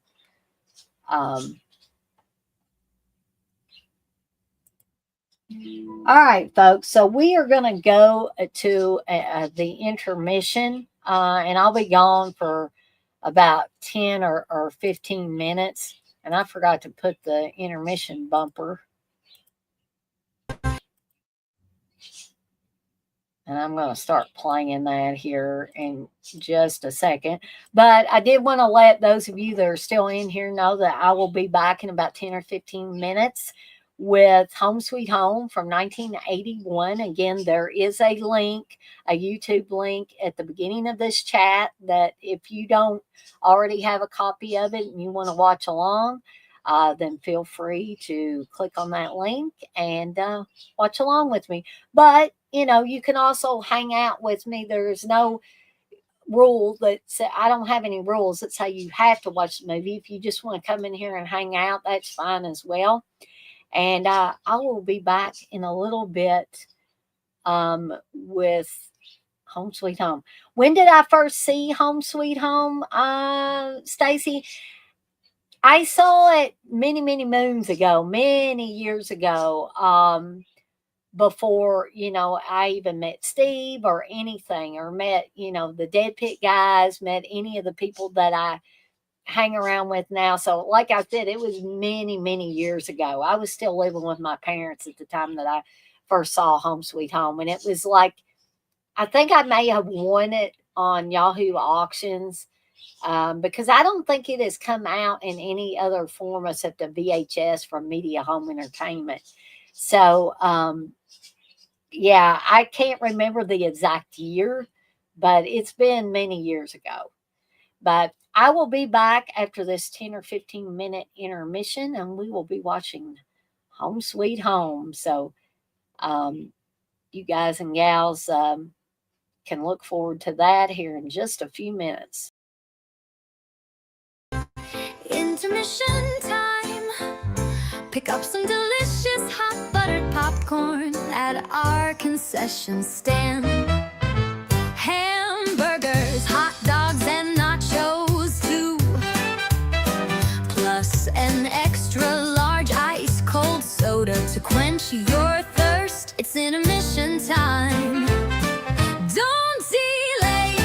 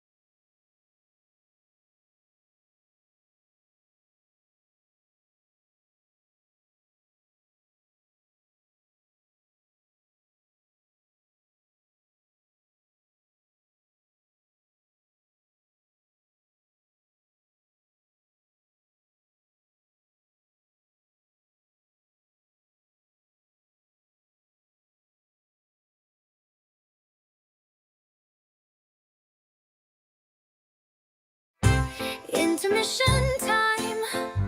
Pick up some delicious hot buttered popcorn at our concession stand. Hamburgers, hot dogs, and nachos too.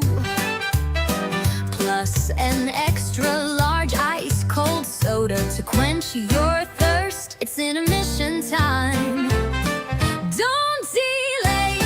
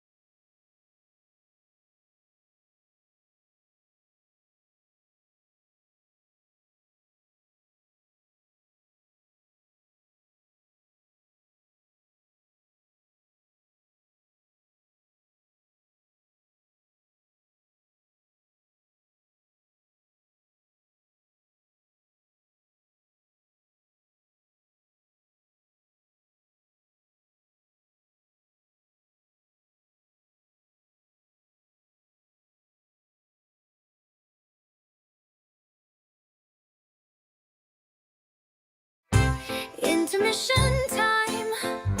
Pick up some delicious hot buttered popcorn at our concession stand. Hamburgers, hot dogs, and nachos too. Plus an extra large ice cold soda to quench your thirst. It's intermission time.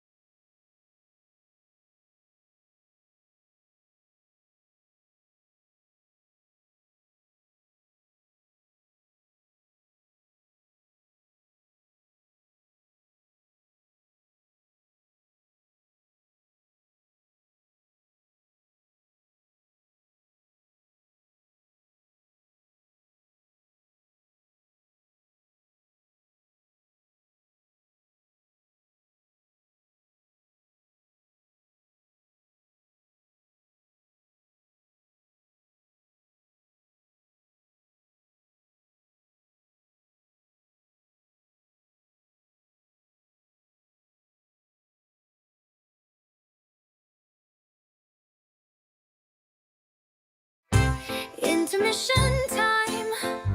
Pick up some delicious hot buttered popcorn at our concession stand. Hamburgers, hot dogs, and nachos too. Plus an extra large ice cold soda to quench your thirst. It's intermission time. Don't delay.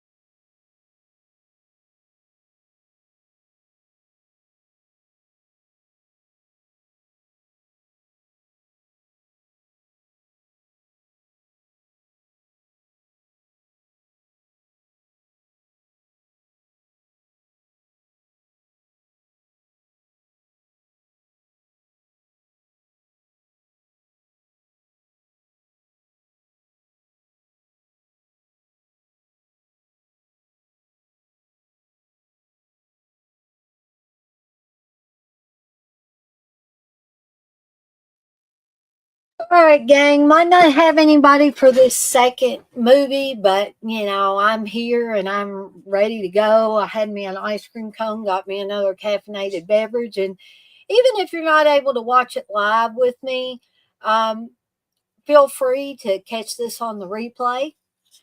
I know that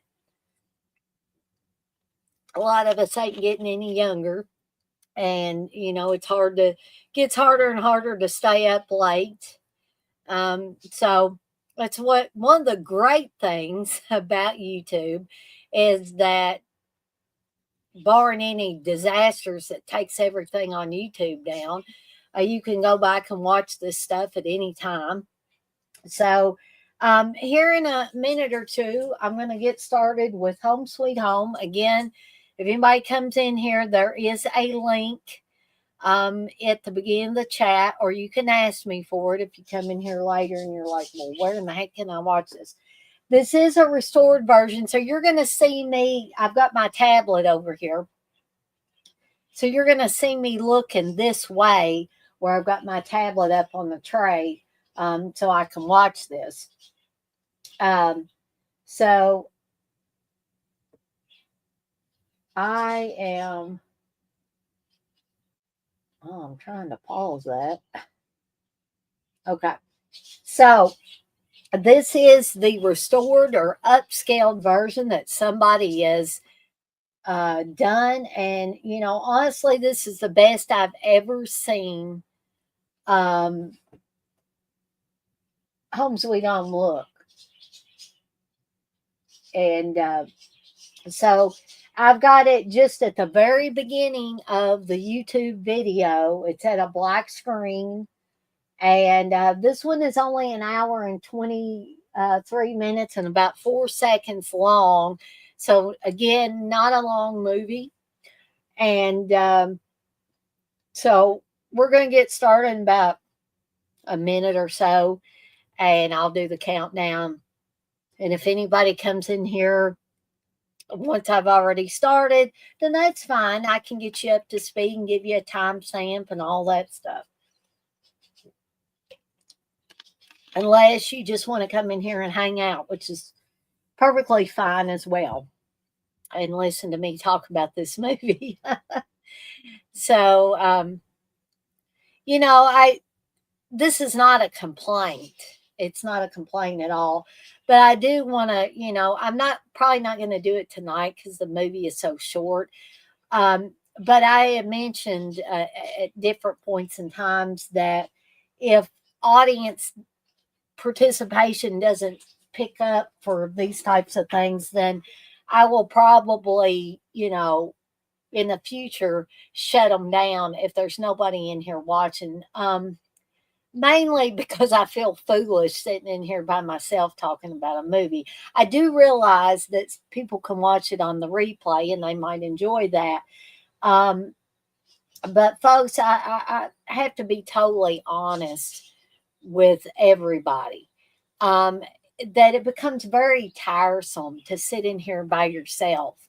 And not only do I feel foolish, I get tired because there's nobody to talk to. And again, this isn't a complaint. It's just the way things have been for me for a while. And I hear that it's affecting other people too. I don't know what the cause of it is. Um, you know, once upon a time, I've got over 1,000 subscribers, but my viewing audience has went down again, and or my watch hours, I guess I should say. And again, this isn't a complaint, but anybody that has been in the YouTube game long enough knows that if your audience falls off, it gets very tiring. And that doesn't mean that I'm going to go away and stop doing things. Definitely not. But I may cut some of these watch alongs and things like that short if people are not coming into them. And I apologize to people that watch it on the replay and say, well, what in the heck happened here? But I don't want to waste anybody else's time. And I certainly don't want to waste my time sitting here talking to myself for over an hour. Like I said, I feel foolish and it's very tiring. So let's go ahead and get started. If anybody comes in here, then I'll be glad to get you up to speed. So I'm going to do the countdown, then we're going to hit play on this lovely movie. So here we go. 3, 2, 1. Press play. And again, I would like to say that this is the best that I've ever seen Home Sweet Home look. And I don't know what the person did. I don't think it's a professional thing. But maybe they had professional tools to use because, it made it look really good. Maybe not like high def, like 4K good, but we see Jake Steinfeld here. For a long time, I thought it was Jake Seinfeld, but it's Jake Steinfeld.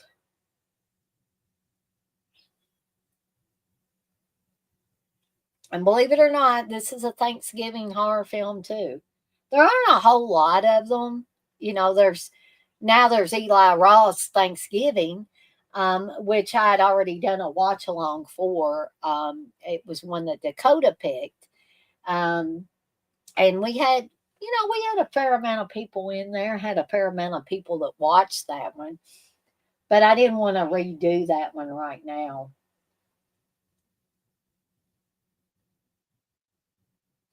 So we're going to see a guy that's going to inject PCP, folks, into his tongue. And why he's got Home Sweet Home stamped on his hand, I don't know. But maybe he got that in the mental hospital where he broke out.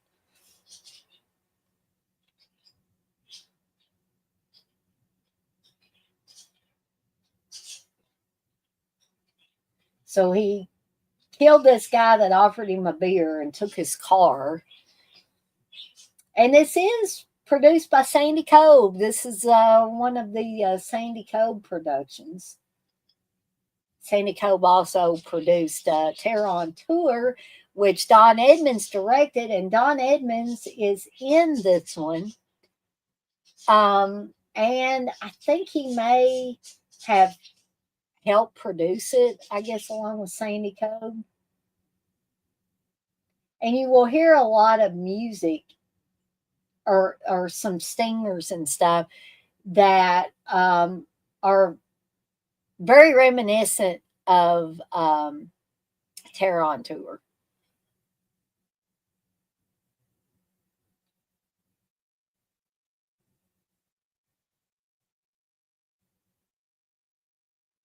And some of the same executive producers and all that stuff as some of these other films that Sandy Cove was associated with. Now, it's widely known that Don Edmonds, God rest his soul, he's no longer around, that Don Edmonds hated Terror on Tour, and he's not alone in hating that movie. But I happen to like Terror on Tour very much. I enjoy it. But like I say, to each their own.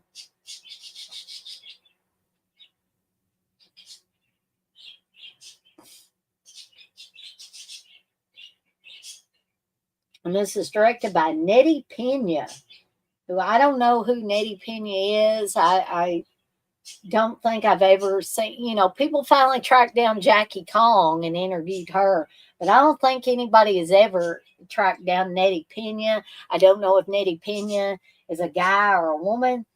It sounds like a woman's name, but I don't want to be like that. So this lady's going to get run over by Jake Steinfeld here. And he thinks it's freaking hilarious, all that blood on the windshield. And then we actually go into the title, Home Sweet Home.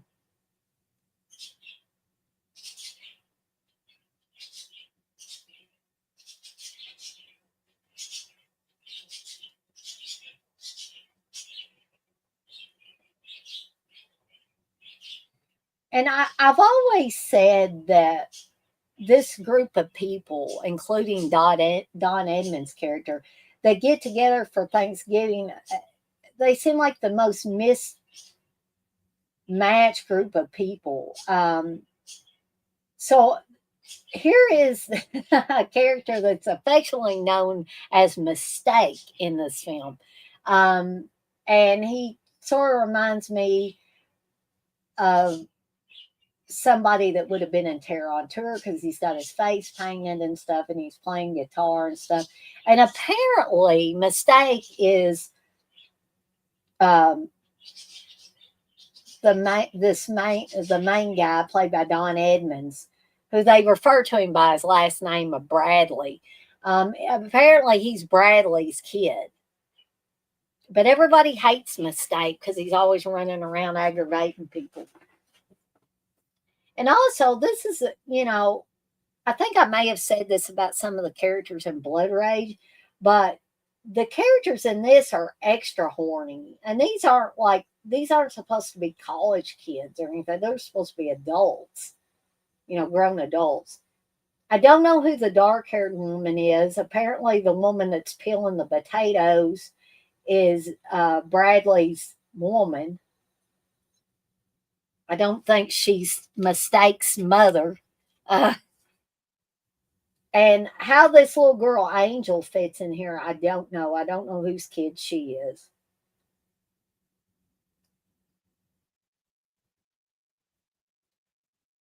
And so Bradley's woman tells him he's too hard on Mistake, but then later she'll be, getting mad at Mistake as well.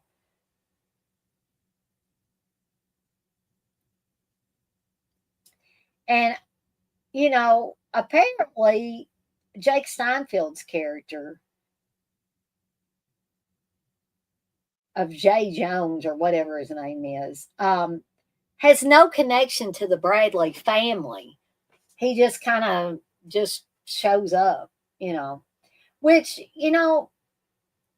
I'm not saying anything bad about friends that have said these kind of things, but, some people don't like final exam. And one of the reasons they don't like final exam, and I love final exam, is it a really super well made movie? No, but I enjoy it just like I enjoy Terror on Tour. But people have said about final exam that the guy has no motive that does the killing on this college campus. He just shows up outside the campus and then says, "Oh, hey, I'll just pull in here and I'll start killing people." Well, but these same people love Home Sweet Home. This Jay Jones guy breaks out of the mental hospital, shows up at the Bradleys, and just starts killing them, and he has no connection to them. They don't know him. He doesn't know them. Um, they don't know each other. So what's the difference? So, but you pick your battles, right? I don't. People probably don't understand me either, and my thought process on some of these movies.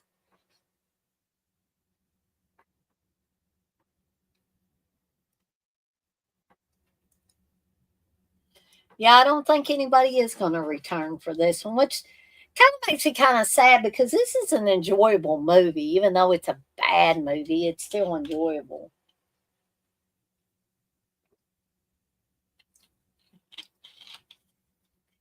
But maybe some people will watch this on the replay. Maybe, I know it's getting close to the holidays and stuff, and people are very busy and they have a lot of things that they're doing and being involved in. And other people do other streams and all that jazz.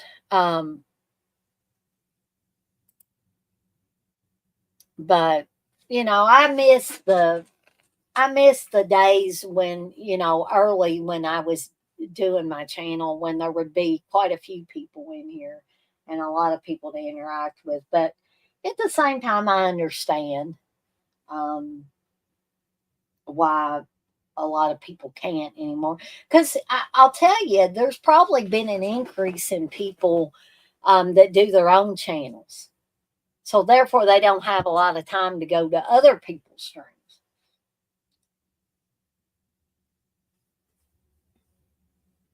And Mistake is still running around aggravating people. Everybody's always telling Mistake they're going to kill him.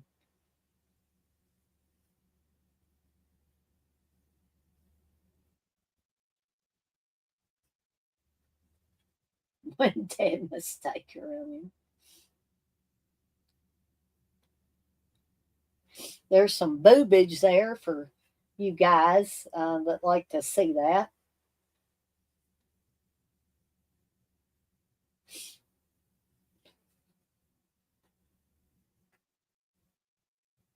This looks like some Jordache jeans on that chick there.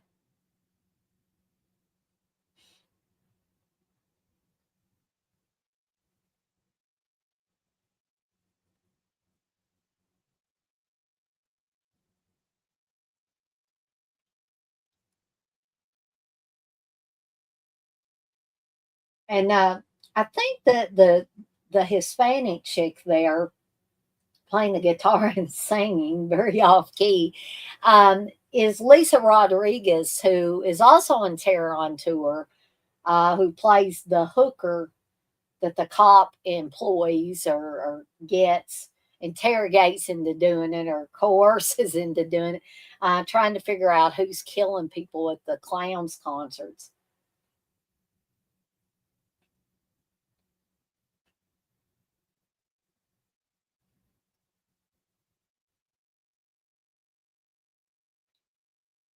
Yeah, everybody wants to kill Mistake, including Don Edmonds' character, Bradley. And I think Don Edmonds is Mistake's father in here.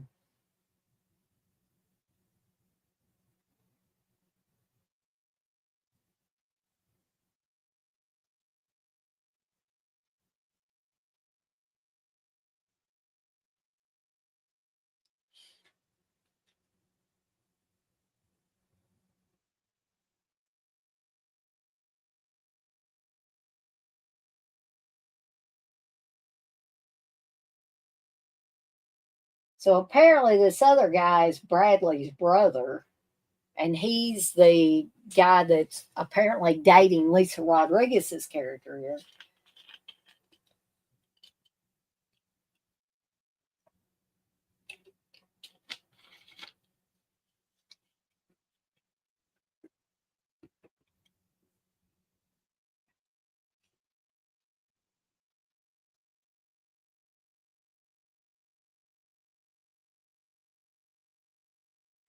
And they, poor Lisa Rodriguez's character here, Bradley insults her all over the place. He said, "Don't quit your day job, honey," and she just doesn't understand.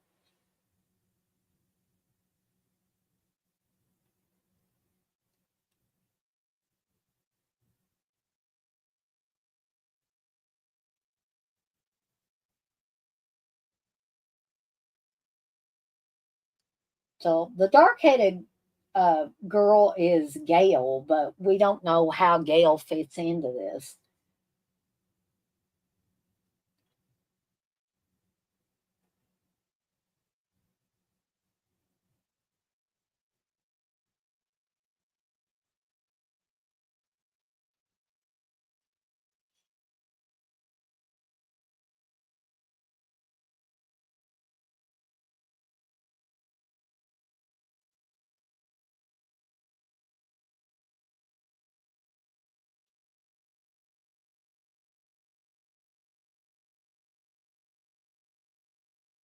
So we've got Scott and Jennifer. Scott looks like a tennis pro. I don't know how they fit into this. Apparently, he's just somebody that knows Bradley.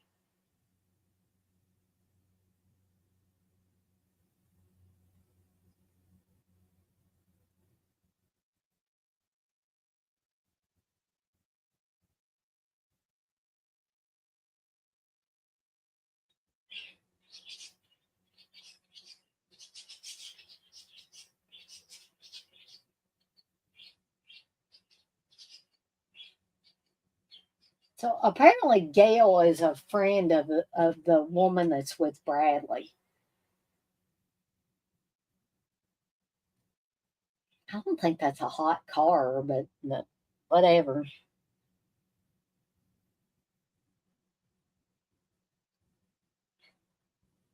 And apparently, Jay Jones, the crazy dude in here, he thinks blood is very funny.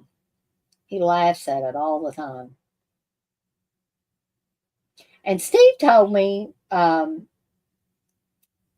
Jake Steinfeld he did the body by Jake stuff. And Steve said, "Did you know that he calls your ass the Batissimo?" And I said, "No, because I never watched the body by Jake stuff."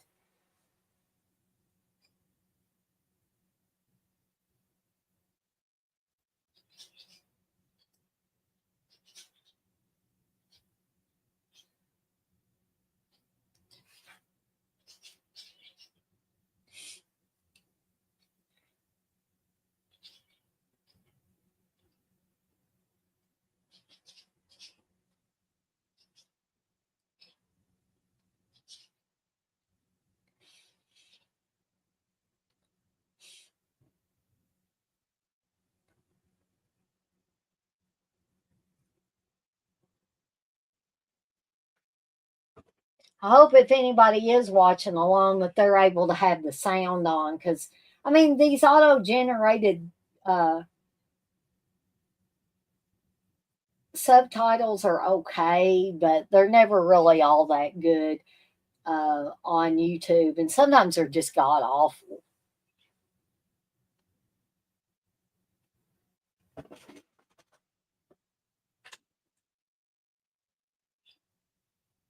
I don't think that's a he, that doll. It looks like a Raggedy Ann doll.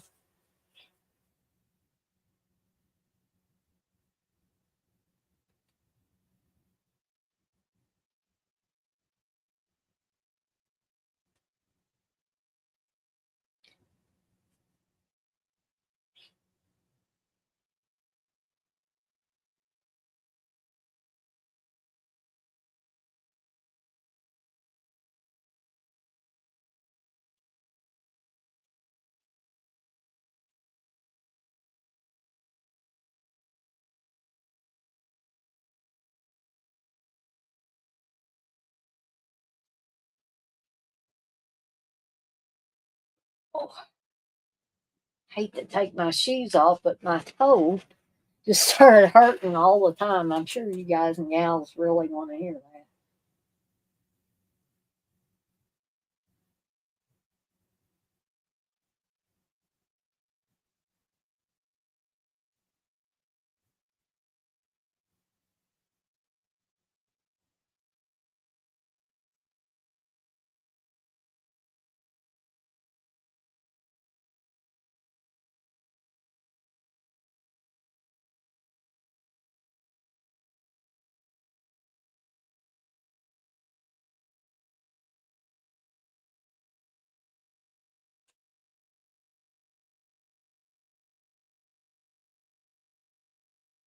So apparently, Jay Jones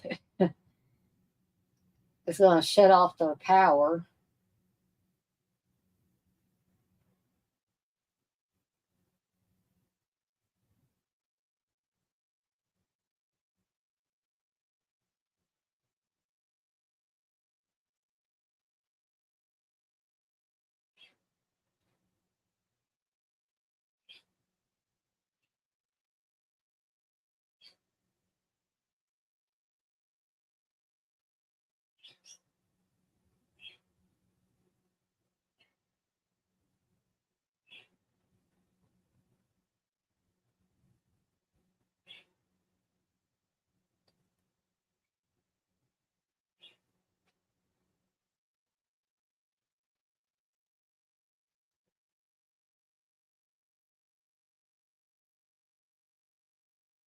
So Bradley apparently has this big hulking generator, but I guess back in 1981 or so, even a big hulking generator wasn't enough to run lights and a television.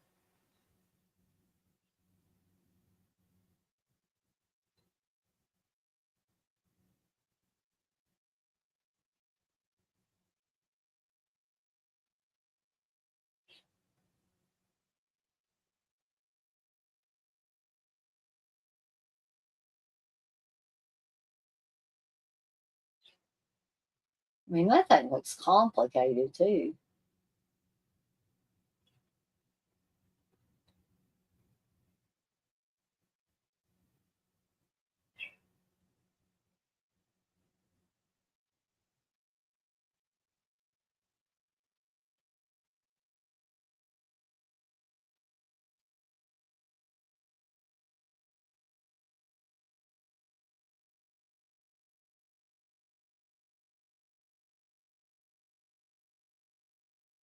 I wonder how long they've been cooking that turkey.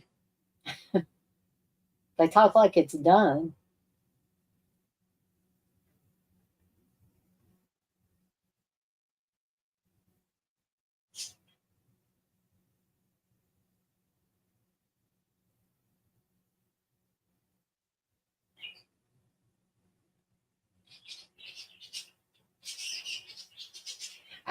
Steve and I talked about this when we did the watch along or commentary for this. I don't know what in the hell that guy is cooking in there, but it looks like he's putting salt and pepper in it. So I don't know if it's mashed potatoes or what it is.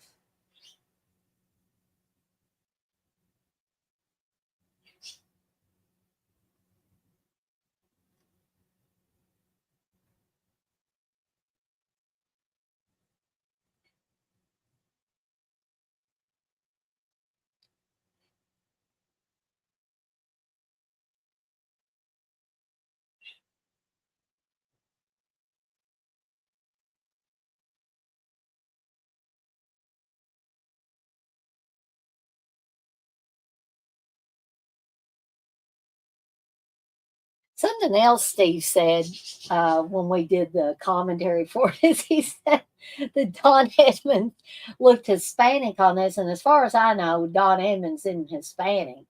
But I'm just wondering if the family was supposed to be Hispanic, and so maybe they put some bronzer or something on him.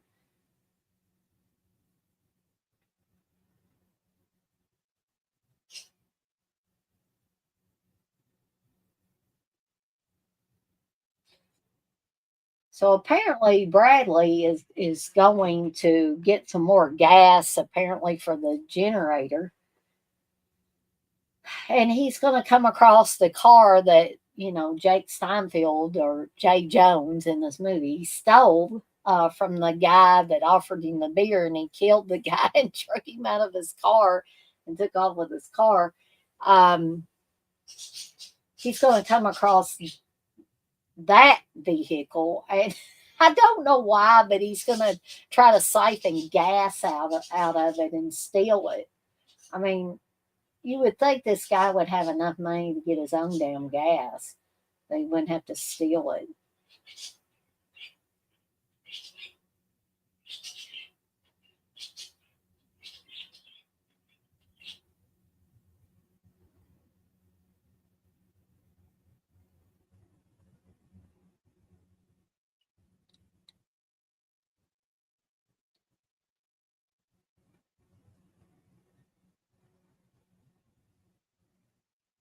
And he just says thank you about it. I mean, like, don't you wonder what in the heck this car is doing there?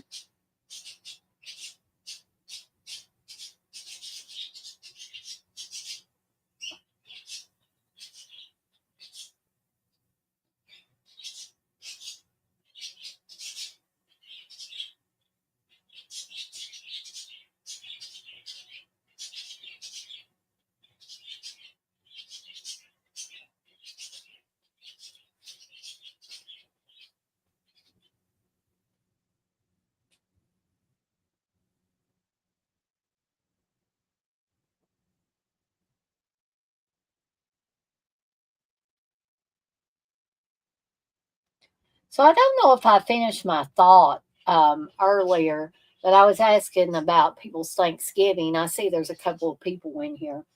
Don't let me chase you away now. But if does anybody have any particular Thanksgiving plans?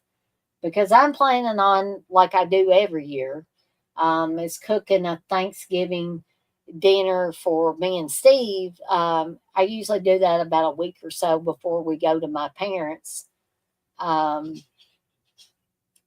and have Thanksgiving with my parents.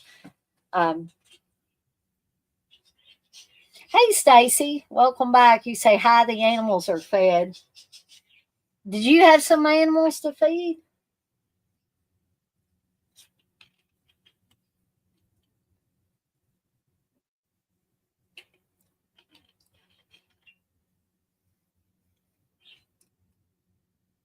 And here's Bradley trying to siphon gas out of this car.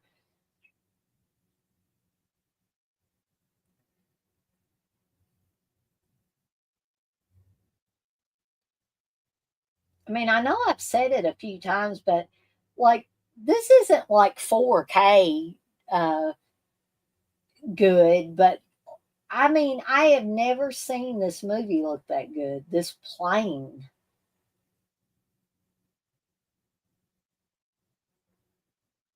Wish I knew what this person used to make it look like this.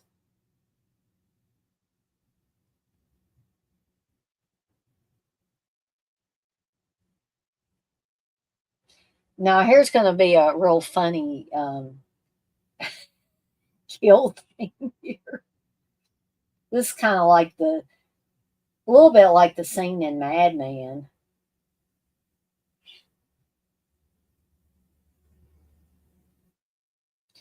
And not only is he stealing gas from that car, he's going to steal the damn battery.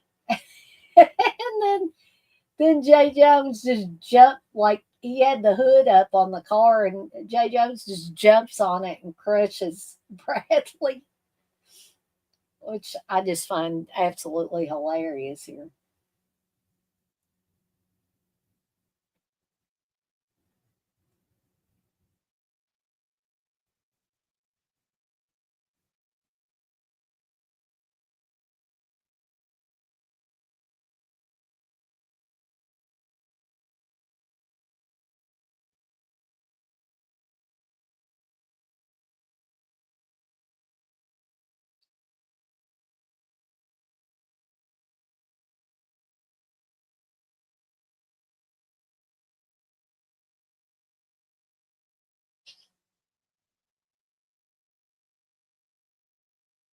So we'll probably, folks, if there's anybody in here right now, um, we'll probably be finished with this movie a little bit after 10.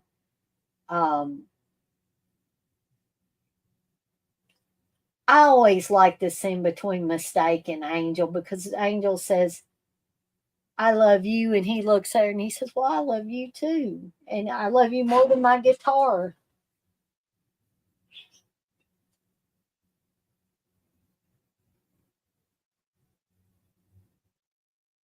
And then he, of course, does a magic trick for her.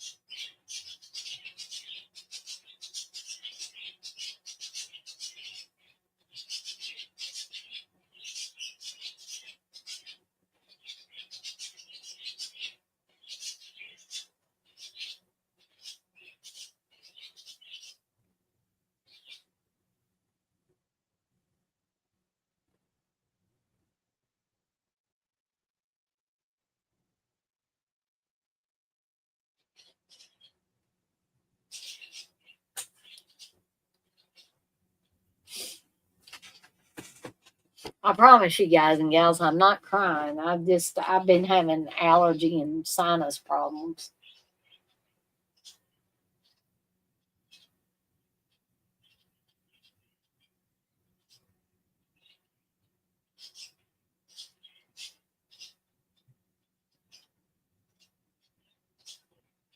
So OJ Jones, he's causing more havoc at the Bradley home.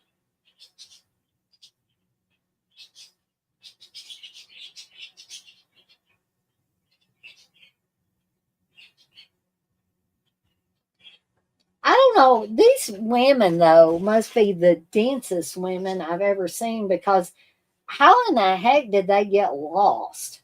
Just going to the store.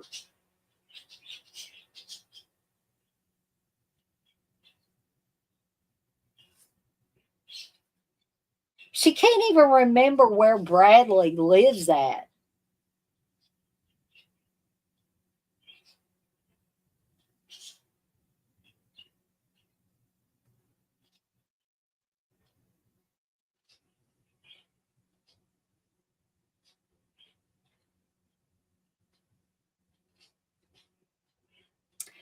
Stacey, you said what is my favorite thriller? Um, I probably have several favorites. I know you're probably thinking, geez, Louise, Dana, come on. Every time I ask you something. These are good, very good questions. Just sometimes they catch me off guard and I'm like, oh, I don't know. Um, but there's several thrillers I like, but a lot of the ones that would be considered thrillers instead of all out horror movies that I like are stuff like Fatal Attraction. Play Misty for me might fit in that. What they would call over in the UK bunny bowlers. Um, I think that in the UK that's what they said. Bring back RoboCop. I don't know. I was just never. This might be shocking to people, but I was never a really big RoboCop fan. It was okay, but I just never was that interested in it. And I hate to go away, Stacy, but I am going to take a little bathroom break or restroom break. And I will be right back. If you want to keep hanging around, I'll be back to hang out here in just a little bit.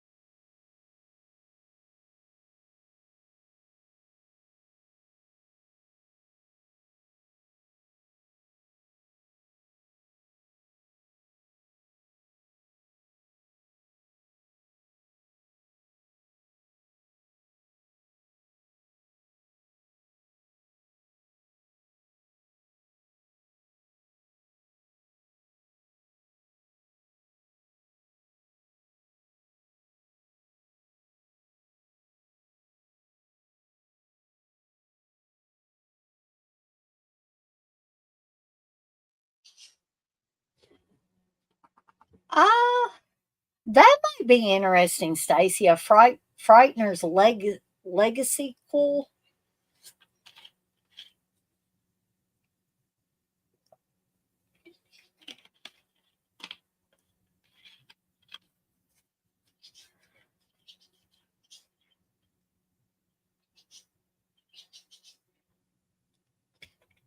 And all of a sudden, this chick, Jennifer, wants to look at the moonlight.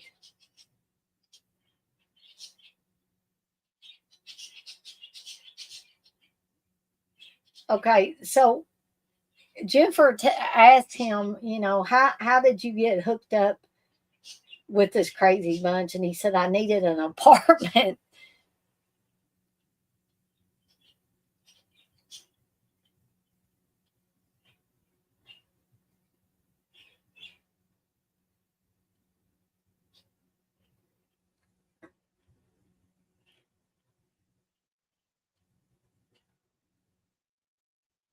So now I think these chicks have gotten pulled over by the cops.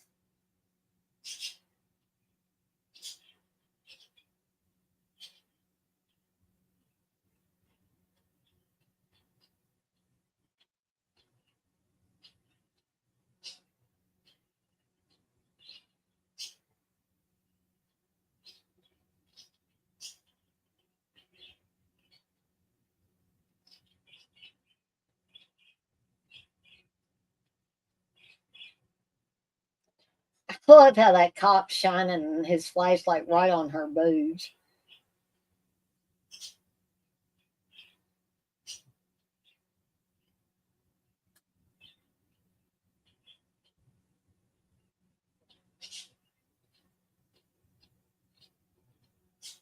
Harold Bradley. Yeah, that was Don Edmonds' name.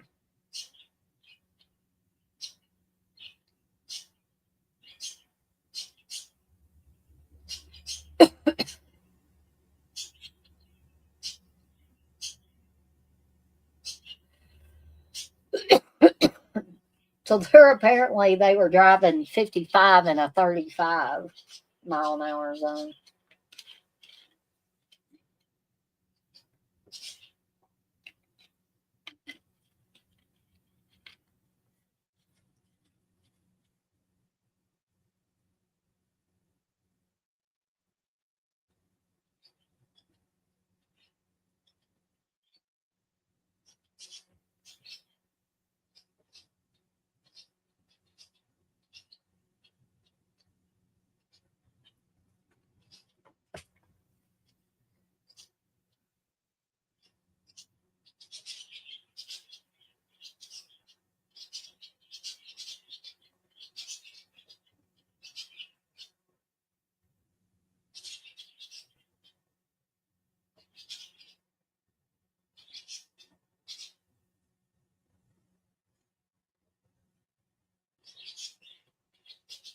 These are some goofy ass cops too.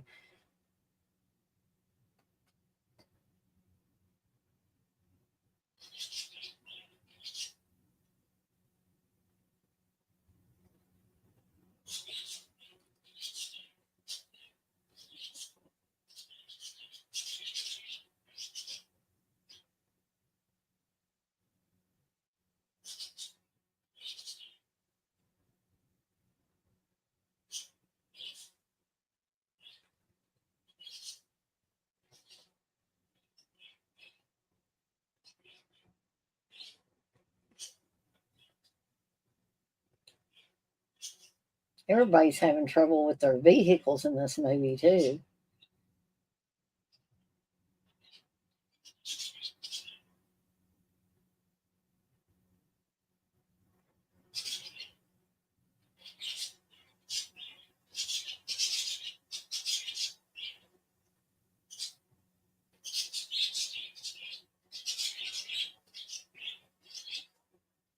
And that was that. Supposedly, this was the tennis pro's fancy car. I'm sure Jay Jones had something to do with it. He's making everybody's vehicles crappy. And Mistake is hanging out with Maria, Lisa Rodriguez's character. They're both playing guitars.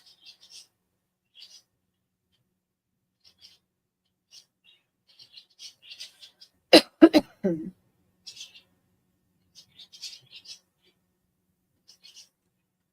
Jennifer and Scott or whatever. But Jennifer looks like they must have filmed this at different times because she almost looks like a different girl there. And I think her hair changes lengths as well.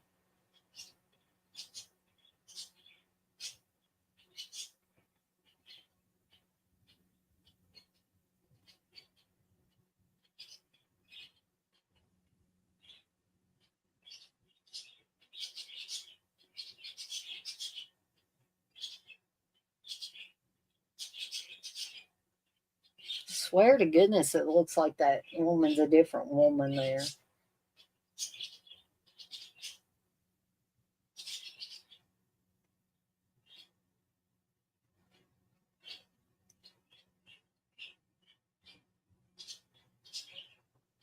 Everybody's left little Angel alone with a big old butcher knife.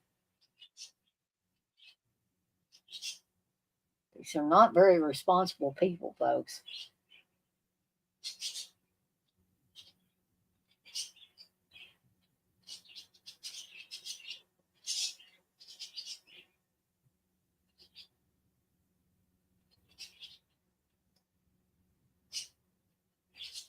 And they actually think those cops were cute cops. It's like they were goofy.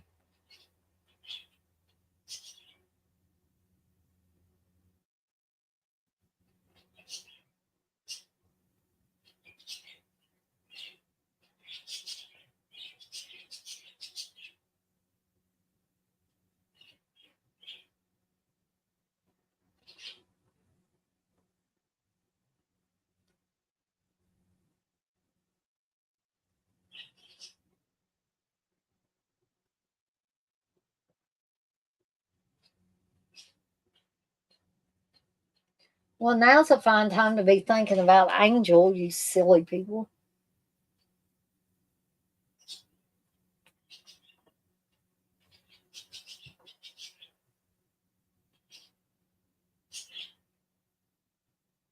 I think they think Angel's dead, but she's just sitting there at the table eating turkey and stuff.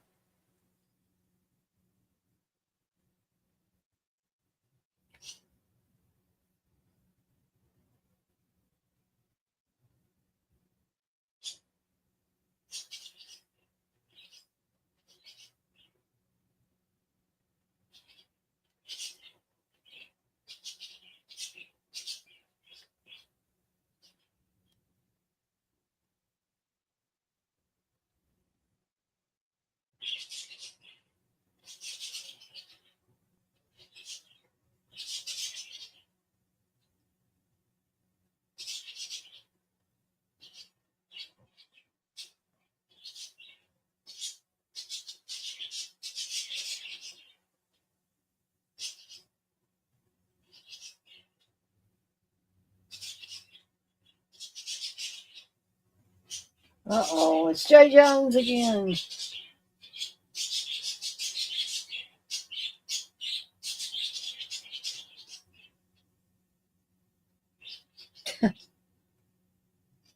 And he's going to take these chicks out.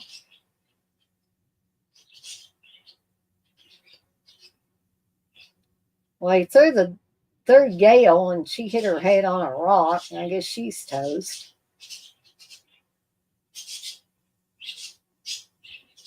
The other chick's trying to fight him.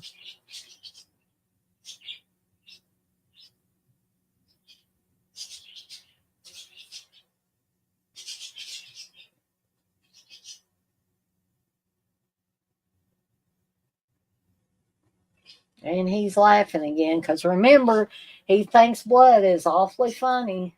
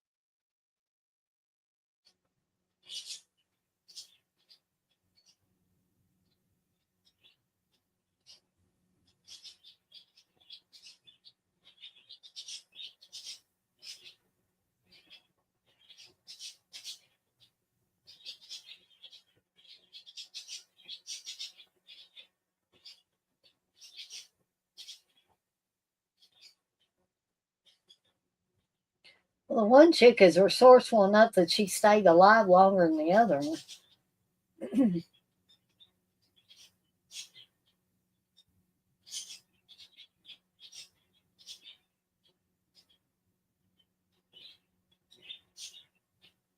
Or maybe it's just luck.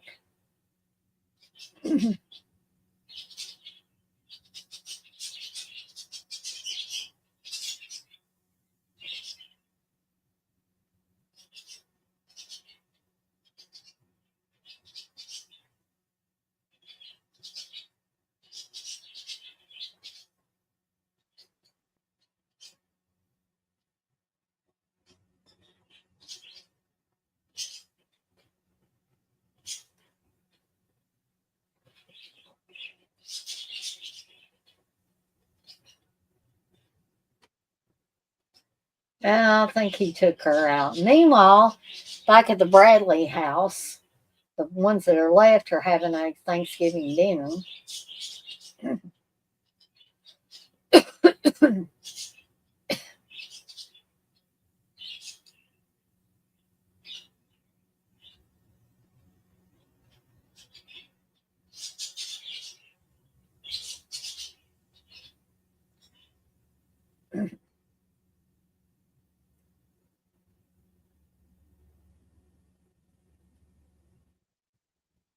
And for some reason, Mistake is pulling eggs out of his mouth.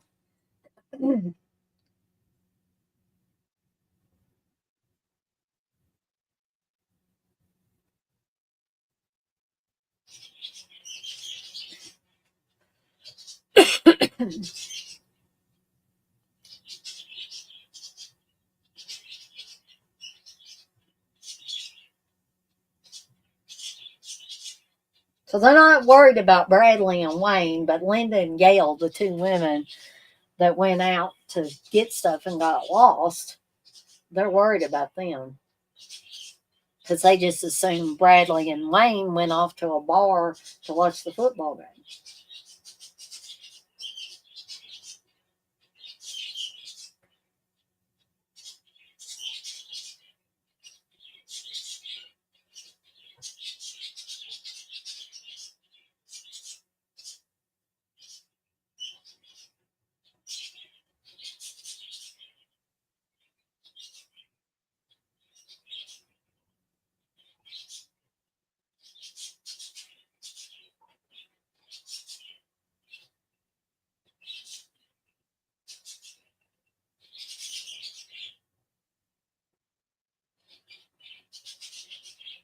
So Mistake made Maria pretty upset because he spilled cranberry sauce on her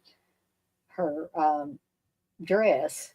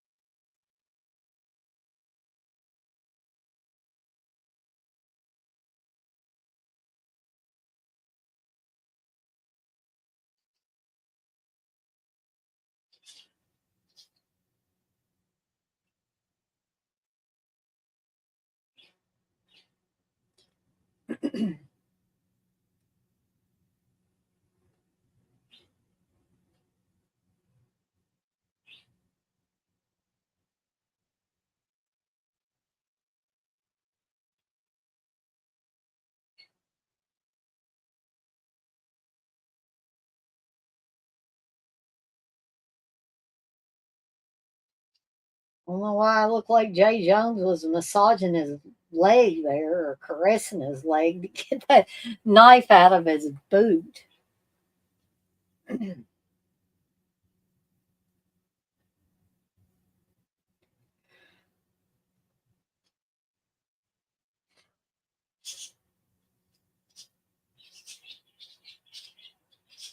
Oh no. I love the way Jake Steinfeld mugs for the camera.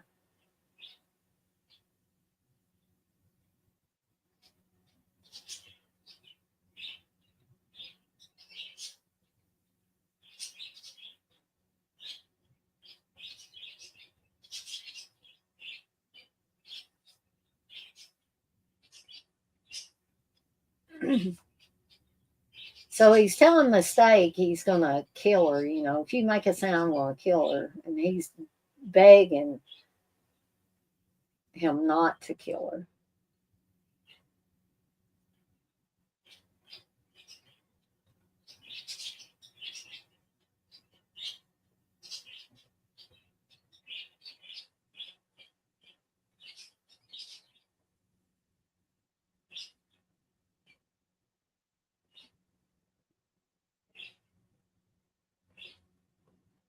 Mistake's not a bad guy, really.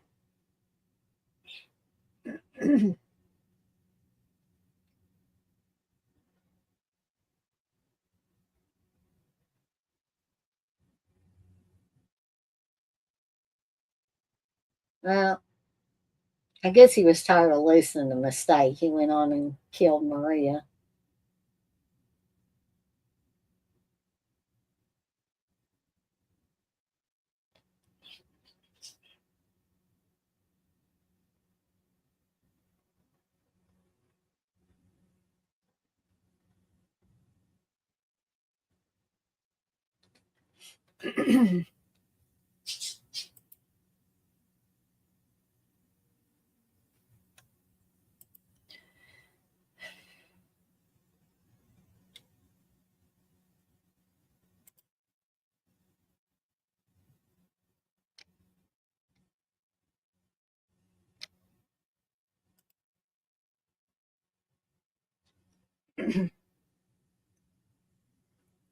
So, folks, we're down to, the final few minutes of this one, if anybody's still left in here.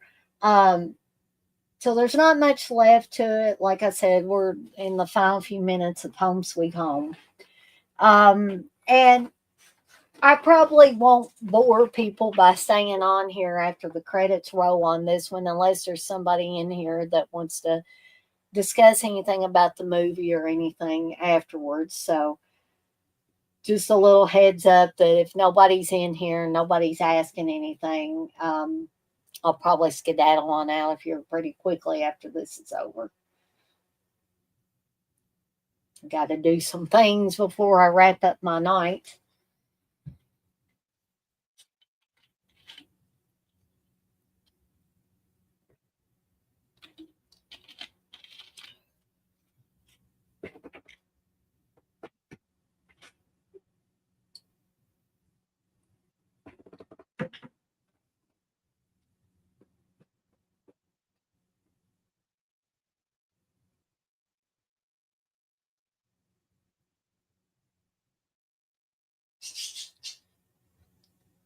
Mistake is managing to stay away from Jay Jones right now. He's doing the typical slasher movie stuff, hiding and trying to be as quiet as he can.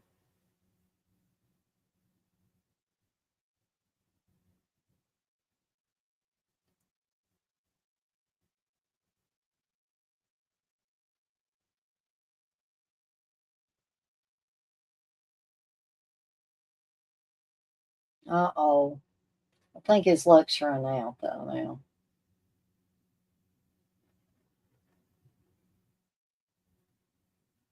So he's electrocuting poor Mistake here.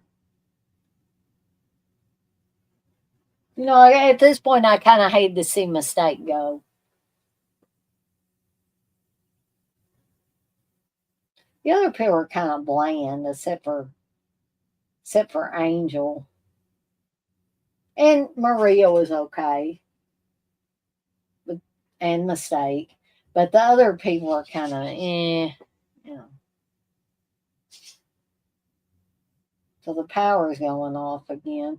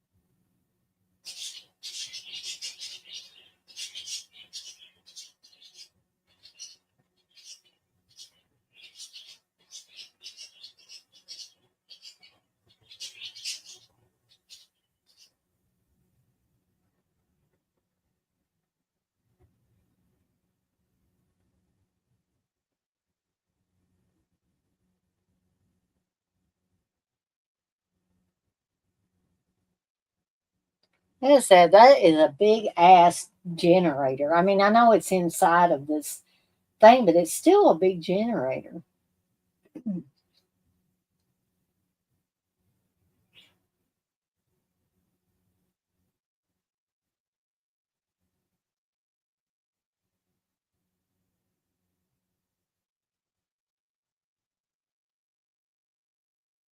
So he's found poor Maria. Scott has. I think Scott did. All these people's names just seem to run together after a while.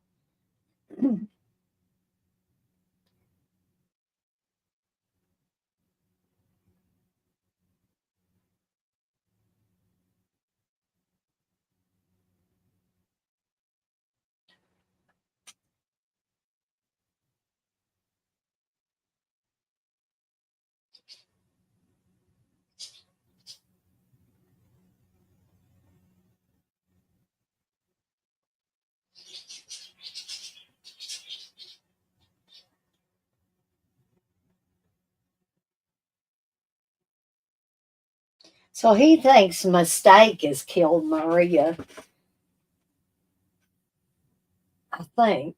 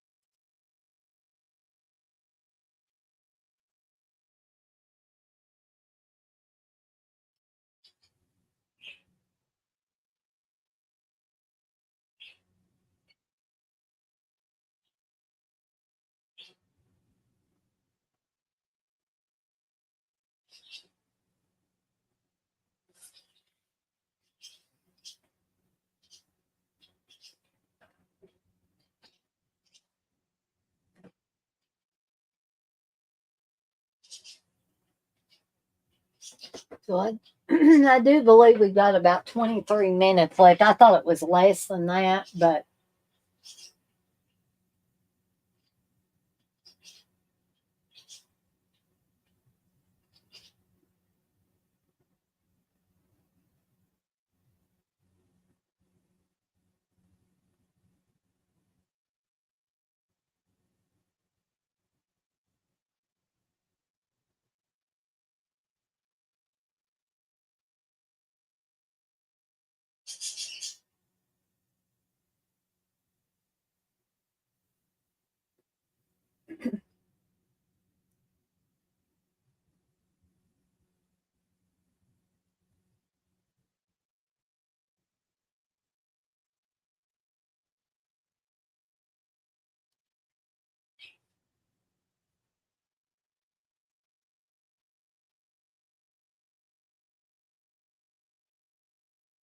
I believe the lights have went out for good for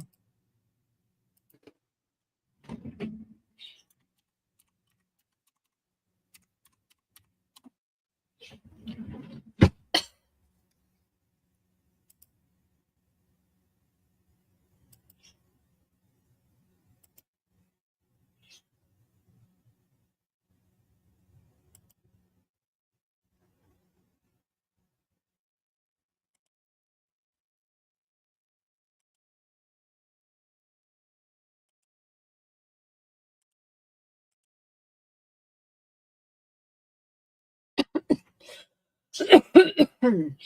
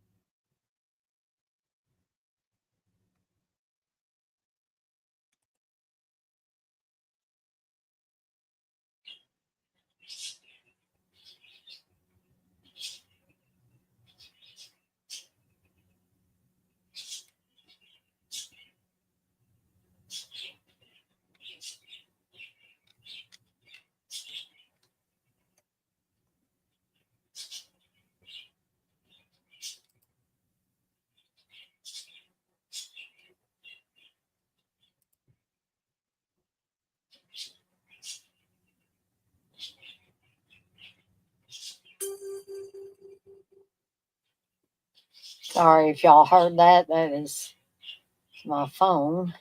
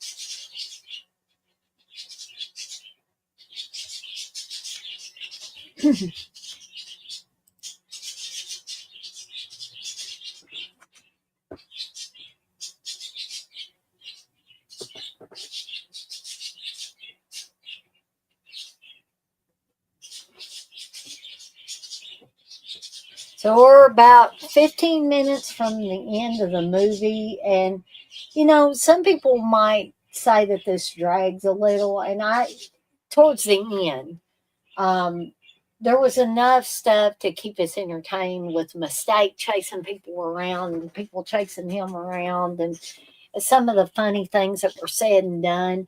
But I think this is where the movie is lacking because this last quarter of it is stretched out too long. And they were probably trying to pad it to make it at least an hour and 20 something minutes long.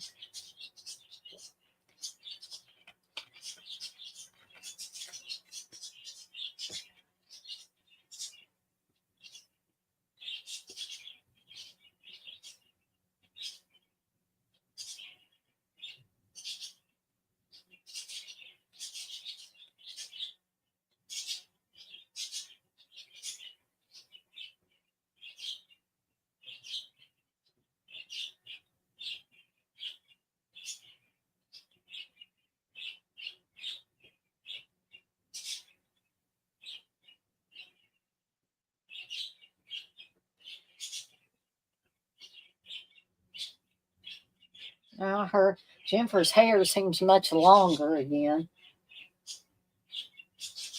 I just don't understand why they think it's a mistake. You know, you would think that Scott would have known mistake long enough to know that he wasn't going to kill anybody.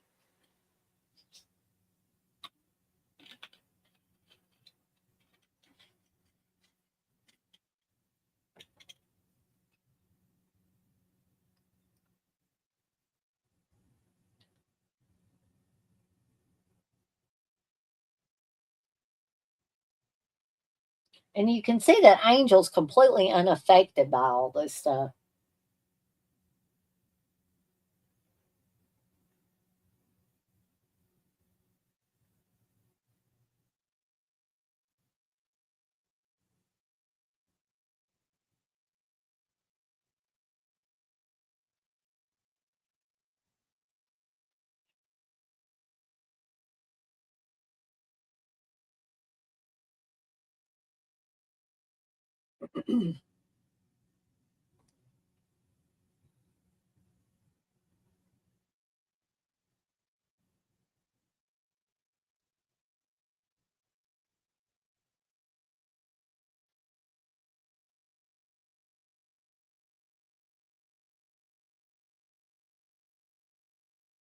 Uh-oh. Well, I think Scott found out it wasn't a mistake. I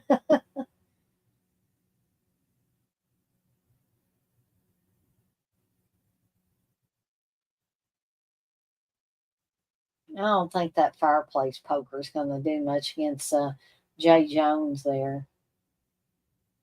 It's just making him pissed. He's showing a lot of teeth there.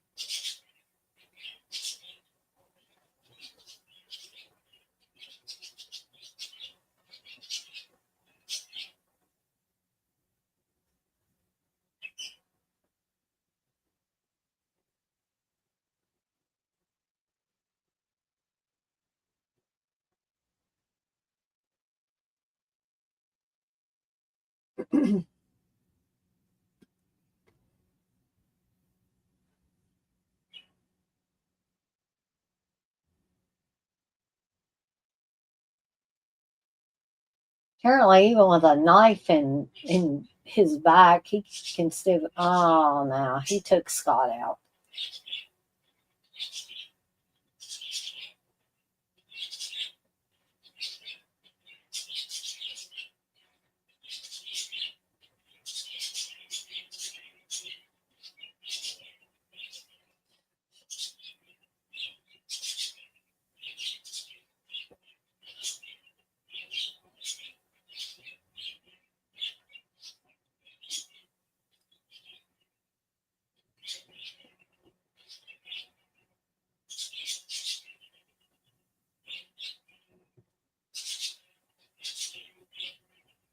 He really likes to show his teeth, doesn't he?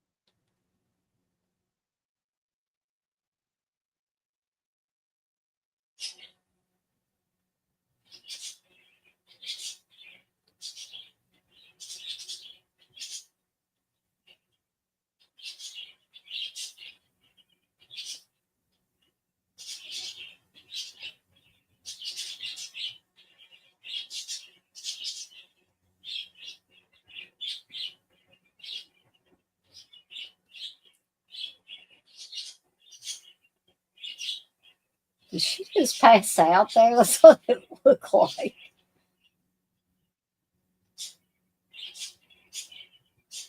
I guess old Jay Jones thinks it's funny that he's got a knife right in the center of his back, too.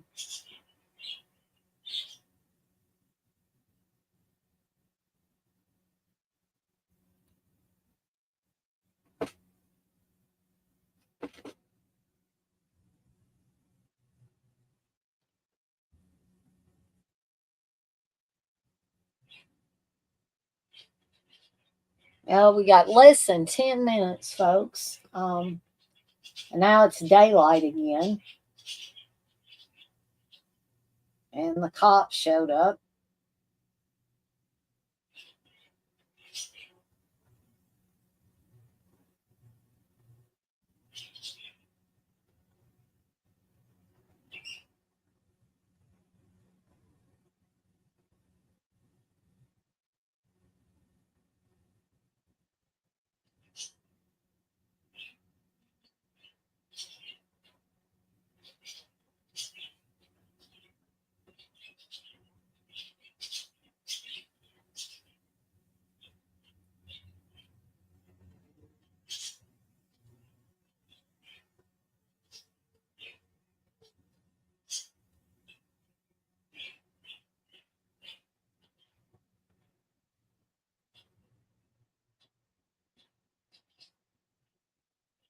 So apparently, Jennifer passed out. Like, that's being a good adult.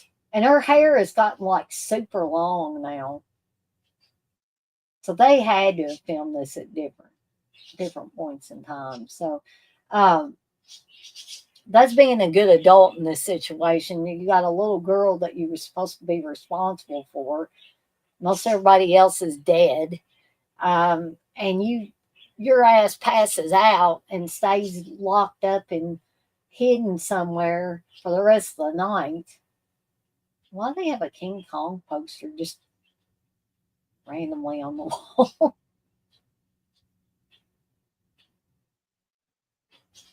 Maybe that was somebody's room or something. Could have been Mistake's room, maybe.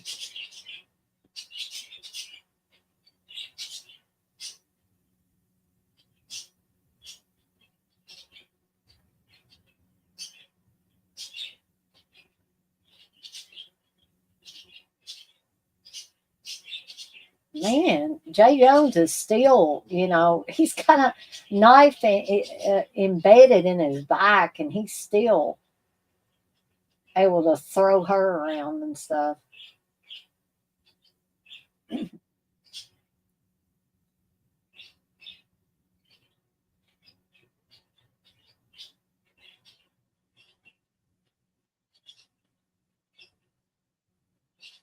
And here come the cops.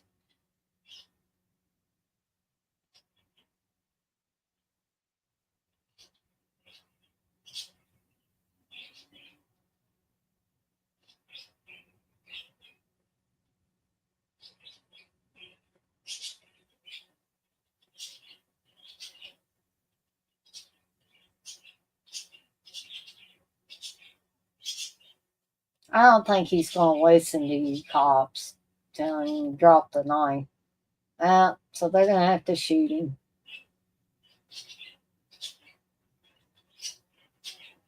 A lot of blood coming out of him, and he's still laughing.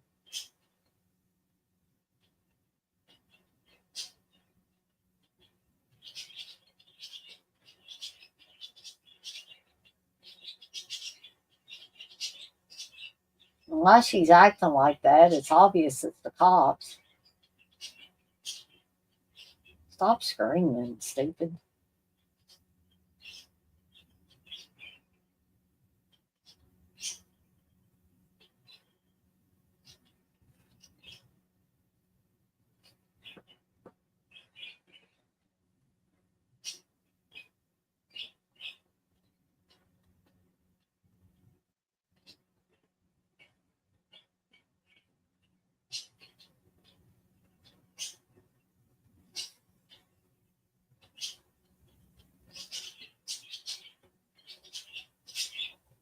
So little Angel was wandering around on the highway when Jennifer was all passed out, and thankfully the cops found her. What stupid adults in this movie?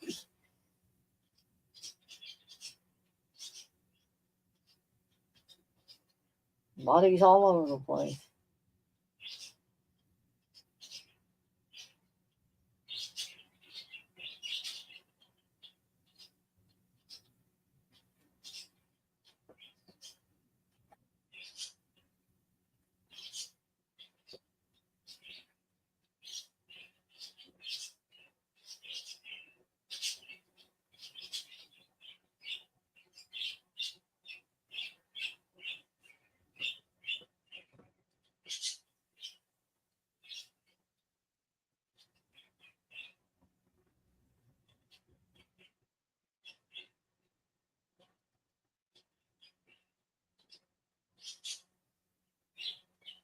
So we're going to get one last stinger here as Jay Jones opens his eyes again before we go to the credits. And Jake Steinfeld was basically in the credits known as just the killer.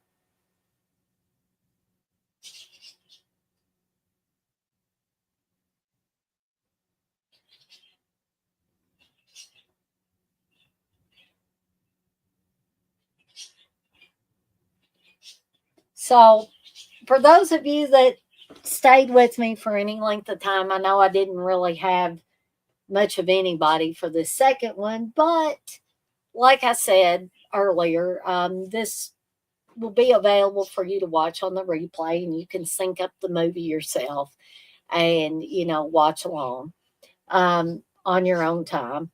But for those of you that were able to spend a little time with me tonight, I do appreciate it. And for those of you that were active in the chat, Stacy and the Poet and Gory Tiger and didn't want to miss anybody. Tasteful. I want to thank all of you guys and gals that were in here keeping me company along the way and asking questions and things like that. I do appreciate it. And I guess this is probably, well, it is another Evil Dead Chick Slasher Fest in the books.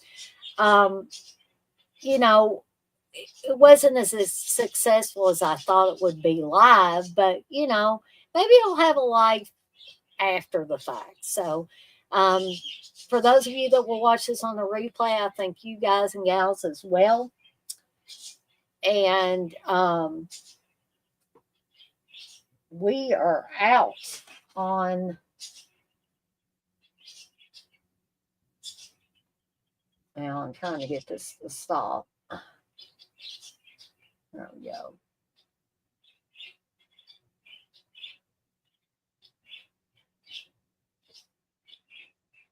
There we go. So the credits have rolled on Home Sweet Home.